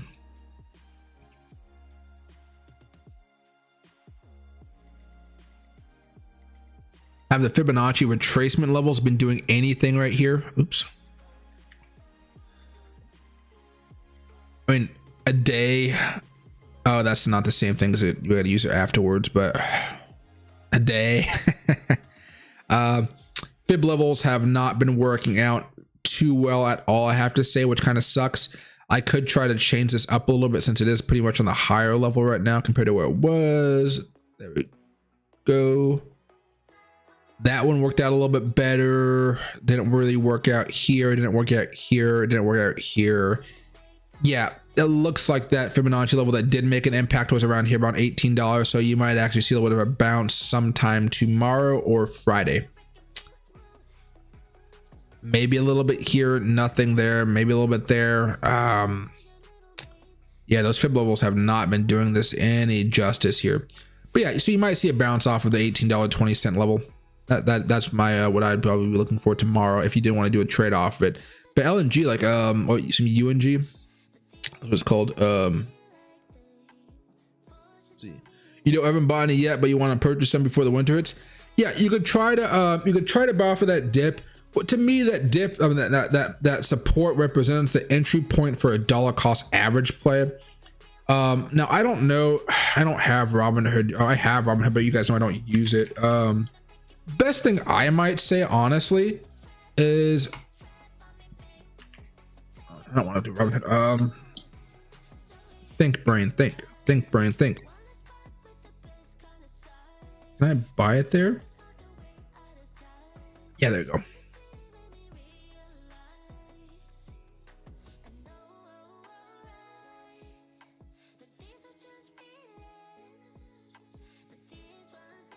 Yes, you can buy dollars. Okay, so yeah, I would try to do a fractional share entry into this and just do some dollar cost averages like every week, and then when the winter hits, it should pop off for you.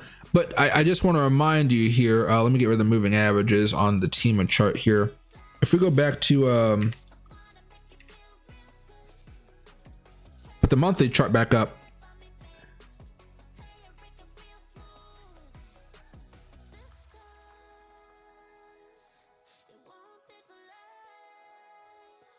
Right, October last year is when it started to fall. Okay, that's going into winter.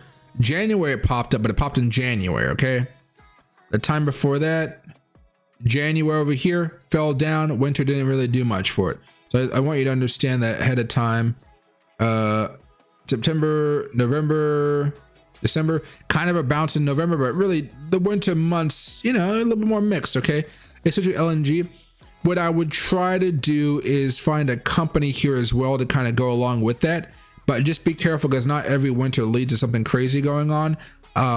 It's really going to be about how much natural gas America is able to produce and how much Europe is really consuming, because if Europe runs out, it's going to cause a major or they're running low, they're going to buy any price they can to keep their houses lit. That's going to drive up prices like crazy because the demand is going to be so high and the supply is going to be low, which is like a horrible thing. But I mean, let me look at something very quick because I haven't looked at I haven't actually studied this too much. Oh,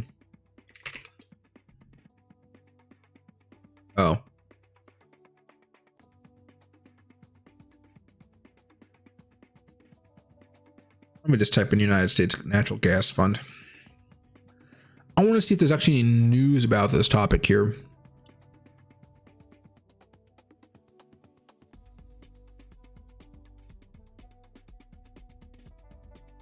Let's see, FX Empire, probably the best one to go, not Seeking Alpha. And part of the reason it could be down right now is because it hasn't gotten cold yet. So I might think if you're going to be buying this, you might sell somewhere before the end of January, unless we have like a really, really bad long like winter that goes into March or something like that, which could happen. You don't know, but we know it could happen. But it says prices could remain under pressure over the short term due to strong production levels and lower demand. U.S. natural gas futures were down sharply on Tuesday as support continues to deteriorate during an especially bearish shoulder season. Prices reached a 3-month low during the session, dragged down by a steep break in crude oil futures, lower prices in Europe, and weather forecasts calling for milder U.S. temperatures over the next few weeks. So it looks like it's going really heavily off of the weather right now. So careful, you're going to be relying on the weather to go on your side here. And you're going to be hoping that Europe has a really bad winter and America has a mild to bad winter.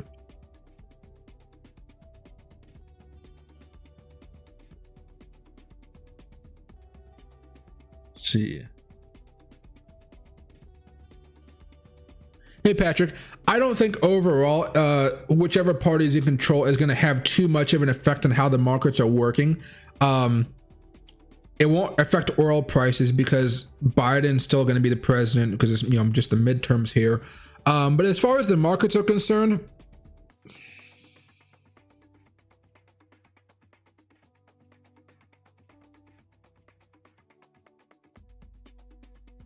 I don't think it's going to matter too much. You might see a small run up going into the elections. But I think the markets would probably want Republicans in there a little bit more because historically voters tend to believe that Republicans have a better grasp on economic issues. Whereas, you know, people think that Democrats have a better grasp on social issues. So I think because the economy is kind of bad right now and getting worse, I think the markets may like it a little bit, but I don't know if they're going to like positively like respond to it, right?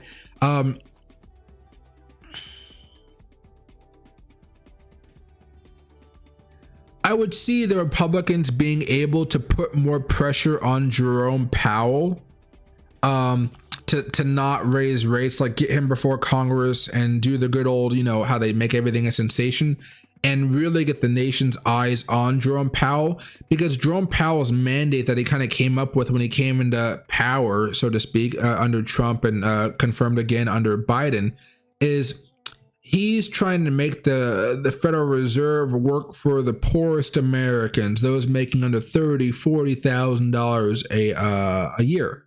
Now, kind of weirdly, he's really just ended up helping out a lot of the rich people get very, very much richer. Middle class has been getting smaller under his watch, but it's not necessarily his job to do all that, right? He's kind of exceeding his mandate when he goes down that road. But since he's kind of had those public statements, Republicans could, in theory, use that against him when they come into power, which I think they're going to win the House, in sometime in January. But when January hits, by then the rate hikes are pretty much over, aren't they? And we're just kind of holding off and waiting. So Ian, there's not really much that can happen either way. In a deadlocked government, the one good thing that'll probably happen there, if anything, is we might not be spending as much money. We kind of blew through a lot of money. I don't think people realize how much money we spent over the last couple of years. We had the climate, they called it the Inflation Reduction Act, but it was like all climate stuff. It was just kind of packaged in a different way, but it's all climate, not really much inflation, not much inflation stuff at all. Actually, they're trying to offset inflation by lowering other costs. That's not dealing with the root causes of inflation. We had an infrastructure bill. I haven't really noticed much infrastructure changes in my local area. Maybe some of you guys have, and if you have, that's awesome. I'm not saying it's not in effect yet, but I really haven't seen the effects of it so far. They said the ports have cleared up a little bit. I don't really think it's because of any upgrades they've made from the bill. I think it's more that people are just saying, hey, there's a recession coming. We don't have to buy as much stuff because people aren't going to have enough money to buy everything they once could back in 2021, 2020, you know, that type of stuff. I don't think it's going to matter too much from a market's perspective. From an economy perspective, we're not going to be spending as much money. We're sending a lot of money right now over to Ukraine. I think people are starting to have more grumbles about that because like we literally gave them like whatever amount of money they want. We're just kind of pouring it over there. And then whenever you see something like that, you know, politicians, Republicans, everyday people, actually, they'll kind of make the point. So you'll give like 500, like $1 trillion to Zelensky, Ukraine to fight Russia, but you won't use that money to fix the crime, to fix the homelessness crises, you know, to that type of stuff. So that's going to be a little bit more difficult, but even still, that money is still a drop in the bucket to like everything else we've been spending money on. So it's not even that big of a deal, but it's more the perception, I guess you would say right now. And hey, GT, Mike, is there a way to track over-the-counter supply versus exchange supply? I mean, I'm sure there is. I don't know. I usually don't trade over the counters. You can trade over the counter on TD Ameritrade, but I believe it incurs a $6 fee for each trade. Since that's the last time I traded it. Since I traded, I don't even know what it was, like ATTE over the counter. Maybe that was it.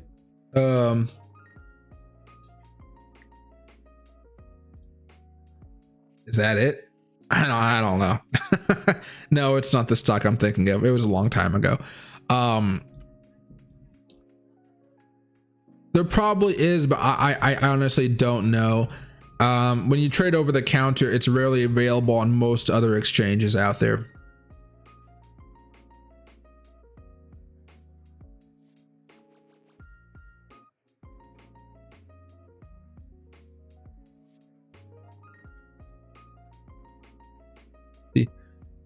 And hey, samples, TSM. I mean, TSM.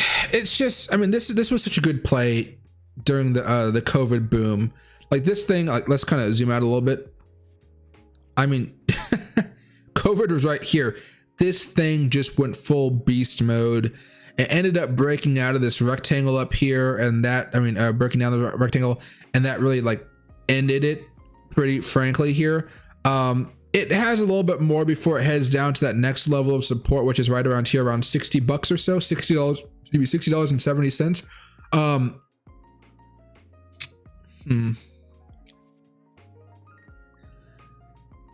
I would be inclined to actually play this bounce for a couple days if I could. But yeah, you know, decent earnings. It's just kind of the fear with China, the fear of the economy and stuff like that. That's their issue right now. People don't need as many chips because they're not making as many products to be sold because people are afraid they're not going to have enough. They're not going to. They don't want to overbuy, right?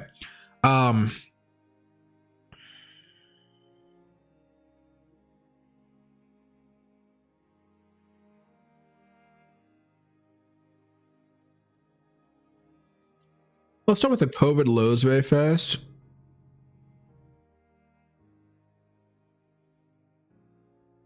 I mean, even this, I mean, held, didn't hold, didn't hold, didn't hold. Let's open this one more time. tried to hold, didn't hold, tried to hold over here, tried to hold right there. Yeah, I mean, this is more of a, that's that flat line, so it's not, this is not a Fibonacci level here, guys. This is not a Fibonacci level. I would still be okay with buying anywhere between $62 and $60.70. I try to pinch a little bit more to get some profit out of it, but it'd be a small play. This thing overall has been coming down pretty hard. It's just had a death cross between the 20 week and the 200 week. That hasn't happened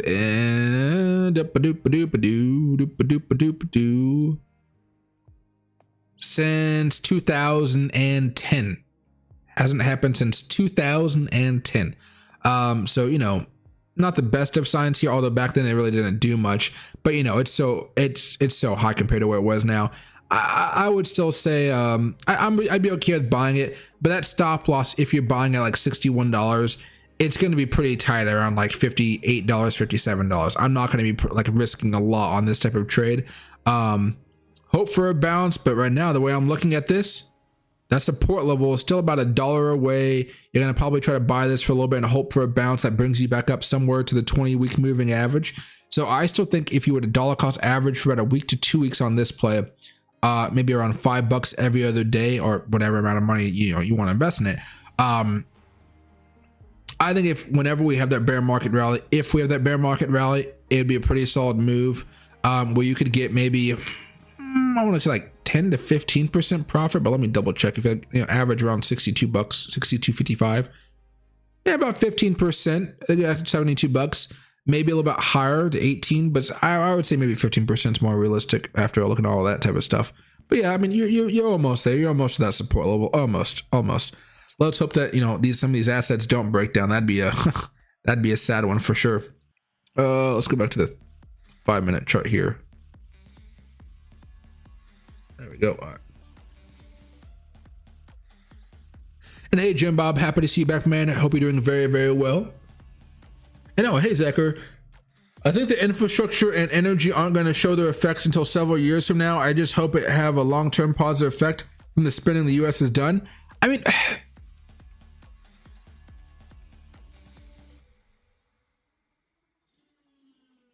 it depends on how each state allocates the money given to it.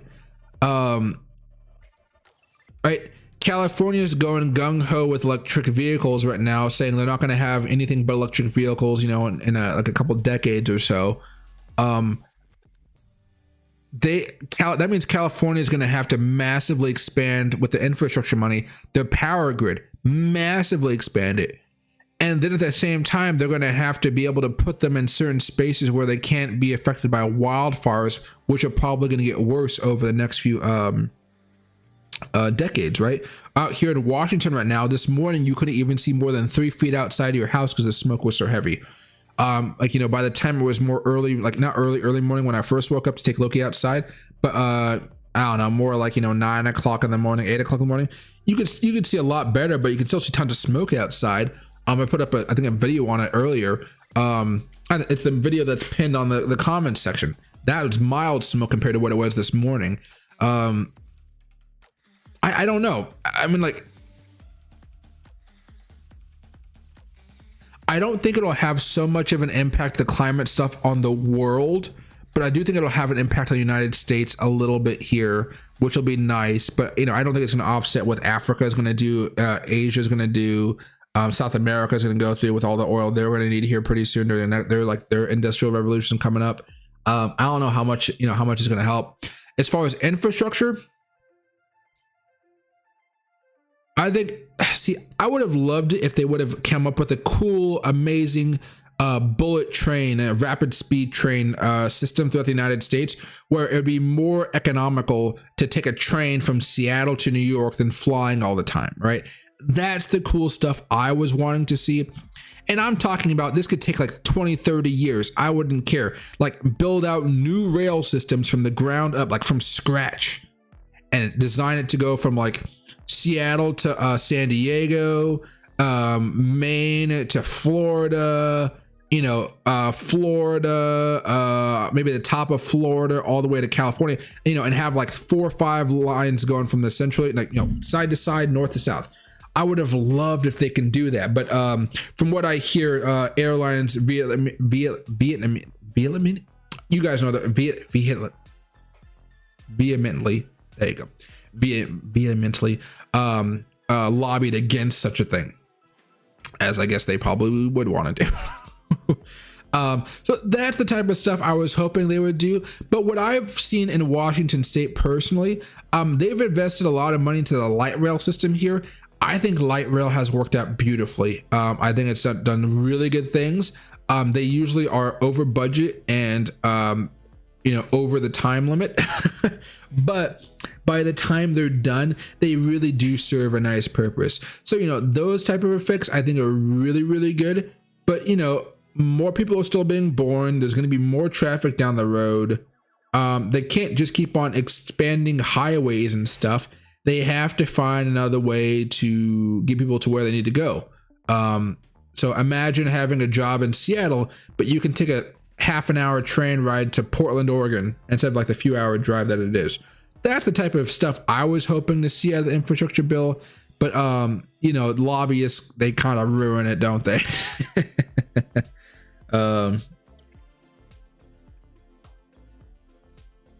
That's right here.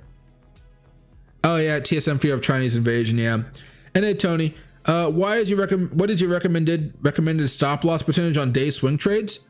With swing trades and day trades, it's usually a relative support level that I'm looking for, not necessarily just a percentage. So what I usually will look for is the support level for the trade, and I'll probably add on a percent onto that, or a 0.5% on to top of that, to know when I'm supposed to bail out of the position. So I haven't done any day trading much this week, besides I did most of it last week, didn't I? With not Apple, I'm talking about that in a second here, but like Tesla, right? So here's a trade you guys could have done today on Apple, right? This is a day trade on the 5-minute chart. You have, can I do a ray here? Yeah, let's do a ray. All right. You're seeing this consolidation phase here, and you're waiting to see if we're going to break out or break down. Okay. Well, this would be bad because you would have actually been doing a put on this one, or a short here. Let me see if I can actually find something that's more of a breakout. Okay. There you go. Ray. So you got a double bottom right here. You got a neckline right up here. This would be much easier to show you guys. There you go. All right. So you break out right here, right? So what I would probably do if I'm holding this for a while is I'd go right up here and I'd be like, okay, well, this is gonna be my stop loss since we just broke out above a double bottom pattern, or yeah. And then I'm going to go to the support level and I'm going to add a percent onto it. Okay. So in this circumstance, a percent is, I guess more of a 0.5%, wouldn't it be? No, this wouldn't even be right here. Okay. Well, then what I would do for this one, since it's such a day trade, then what is this? That is 72 cents. What is 72 divided by 2? Like 36 or something like that, right? So it'd be half of that, 36 cents right there. So that'd be a 0.25 in this circumstance. Okay. I guess more of a swing trade, it might be a little bit higher, but this is a day trade here. And then what you would do is you'd put this level right here, because usually the breakdowns, like, a double bottom breakout has failed if it's dropped back down 50% from the time it broke out. Okay. So you'd have the stop loss here. And then depending on how you guys want to go about it, you guys know I'm a big fan of the Fibonacci extension levels here. You just go right here, high, low, and then there we go.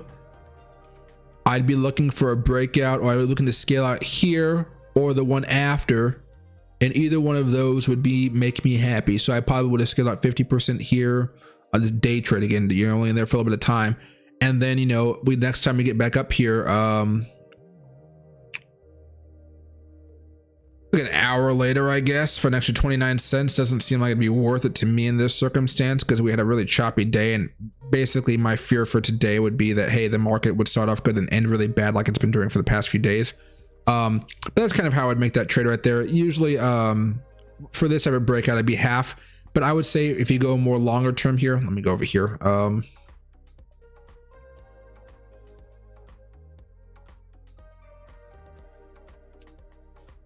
We haven't really had any good setups for buying lately. That's the problem here. Let's go back over here in time, I guess, a little bit.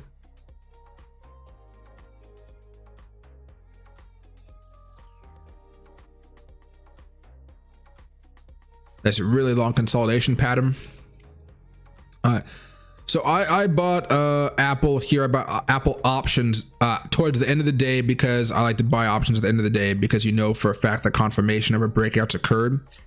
In this circumstance, I'd be looking at a different level of resistance, or support. So there's two levels of support I'd be looking at. First one would be this trend line right down here. So I'm gonna just put a little bit of an arrow right there, right here-ish, right? That arrow. And another one would be this horizontal line here, probably from this support level. Support over here, resistance over here, a little bit of support over there. And then maybe one more over here. Let me just see how that would work out. Yeah, okay. That's good enough. We don't really need it, is there? Okay. Because you already have this one and this one. So what I'd probably do is I'd probably have my stop loss at this line right here. So if I bought it right here, that stop loss would be around like 2%, right? Some are large, some are longer, some are larger, some are shorter, but you're usually looking for that next support level.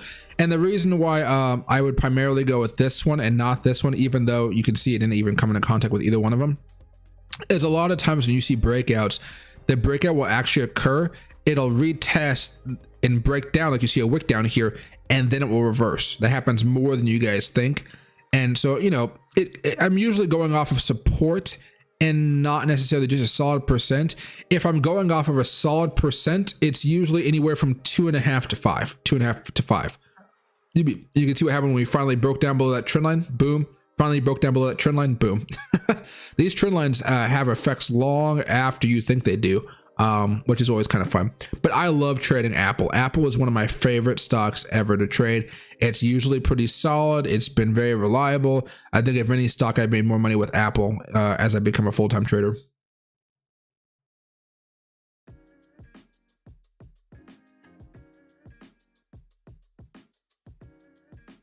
And exactly bullet trains through Tennessee. That'd be amazing. Like just say, hey, I want to take a bullet train down to Los Angeles or something, and then I, you know, a couple hours after that, I can be from Los Angeles. I can be in Tennessee hanging out with friends. I mean, that could totally happen, and it would be so much better than flying. So much better than flying. So much better than flying. I like flying. Don't get me wrong, but man, you know it's just gotten worse over the years. Even if you go to some of those, I don't know if any of you guys have ever gone to the lounges, that first class, you know, they offer first class customers or rewards customers or preferred members, whatever, credit card business members. Those have gone downhill so much in just like the last few years. It's so sad. They used to have really good food. Not many people were allowed in them. They weren't just more like, now they're like continental breakfast, which is fine, right? But it's just not the cool stuff that they used to have here. And hey, Tony, definitely, I'm going to try to make it out to a crypto event next year in Miami if I can. I'll be in Philadelphia, I know, a couple times next year. So I'm hoping when I go to Philadelphia to see a few friends, I can actually just extend my trip down to Miami. The problem is I got a dog, and so I can only stay away from home so long before, people are going to know that I leave him with them. Yeah, no worries, Andy. Happy to help you out. So Mr. Market Marker Scam works the trend line to liquidate you, huh? Oh, many times. Yes, many times. Yes, many times you'll be scammed with a false breakdown, which is a big reason why I say you want to see that confirmation and why I tend to buy options primarily towards the end of the day, because we've had a lot of days where it looks like it's about to break out, and then at the end of the day, you're just like, oh, we didn't break out. It ended up crashing towards the last few minutes of the day. You don't want to see that happen. You really don't want to see that happen. And especially when it comes to double bottoms, if you're going to be trading them for longer periods of time, that same pattern that we just saw here, you know, a bottom breakout, what happened? It came back down before ripping off, but did it drop down more than 50% from here to here? All right, so let me go over here very fast. That number is 3,600. What is that? $1,800 is half of that. Did it drop down $1,800 here? It did drop down $1,800. What? Oh, I guess I didn't use this one over here, but it doesn't matter. Came close. That would actually be a little bit more risky, but I guess you were looking at the golden cross there, but see, it doesn't always work out. So you got to give yourself some more leeway. Even that example was kind of off. Hello. Loki came over here to say hello. Let me go over here very fast. There we go. Loki, come here. Come here. Wait, no, not there. Come on, over here. Oh, I got a milk bun for you. Here you go. Ready? Come on. Come here. Good boy. Good boy. Come on. Come on. Come on. Come on. Yeah. There you go.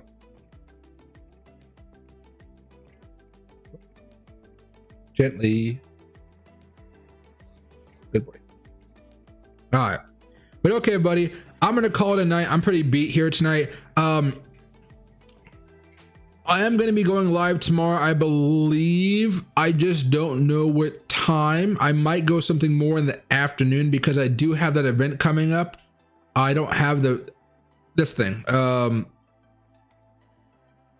you go. I have this event coming up tomorrow from 3 o'clock to 5:30.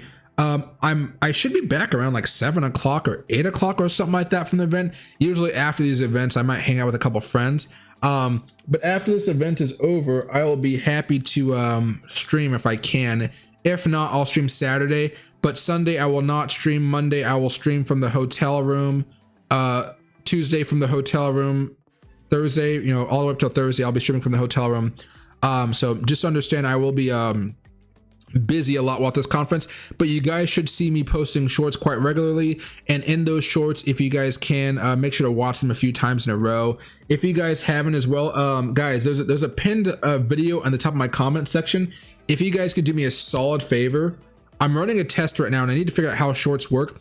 If you guys could click on that link and then watch the video, but watch the video like 2 or 3 times or something like that, I would really appreciate it.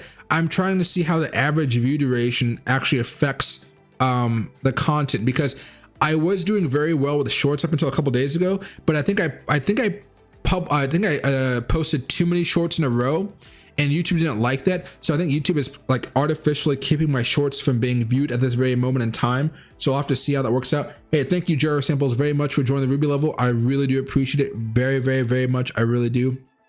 But you know, if you guys could watch that multiple times for me very fast, I'll be able to see it in my data, and I want to see if it actually helps the short take off, or if I just have to wait for YouTube to take me out of like shorts jail, and and then the videos will start taking off by themselves again. Okay. But okay, buddy, thank you again, Jaro Samples, for joining the Ruby level. I really do appreciate you guys very, very much. Hope you guys all have a good day, and I'm going to try my best to stream tomorrow. It just might be more in the middle of the day or later on at night, because I usually come back from these events kind of buzzed, and so I don't want to stream while buzzed. Okay. But anyway, guys, I'll see you guys a little bit later. And Loki, come here. Loki says goodbye. If you can jump up here. There you go. You Loki.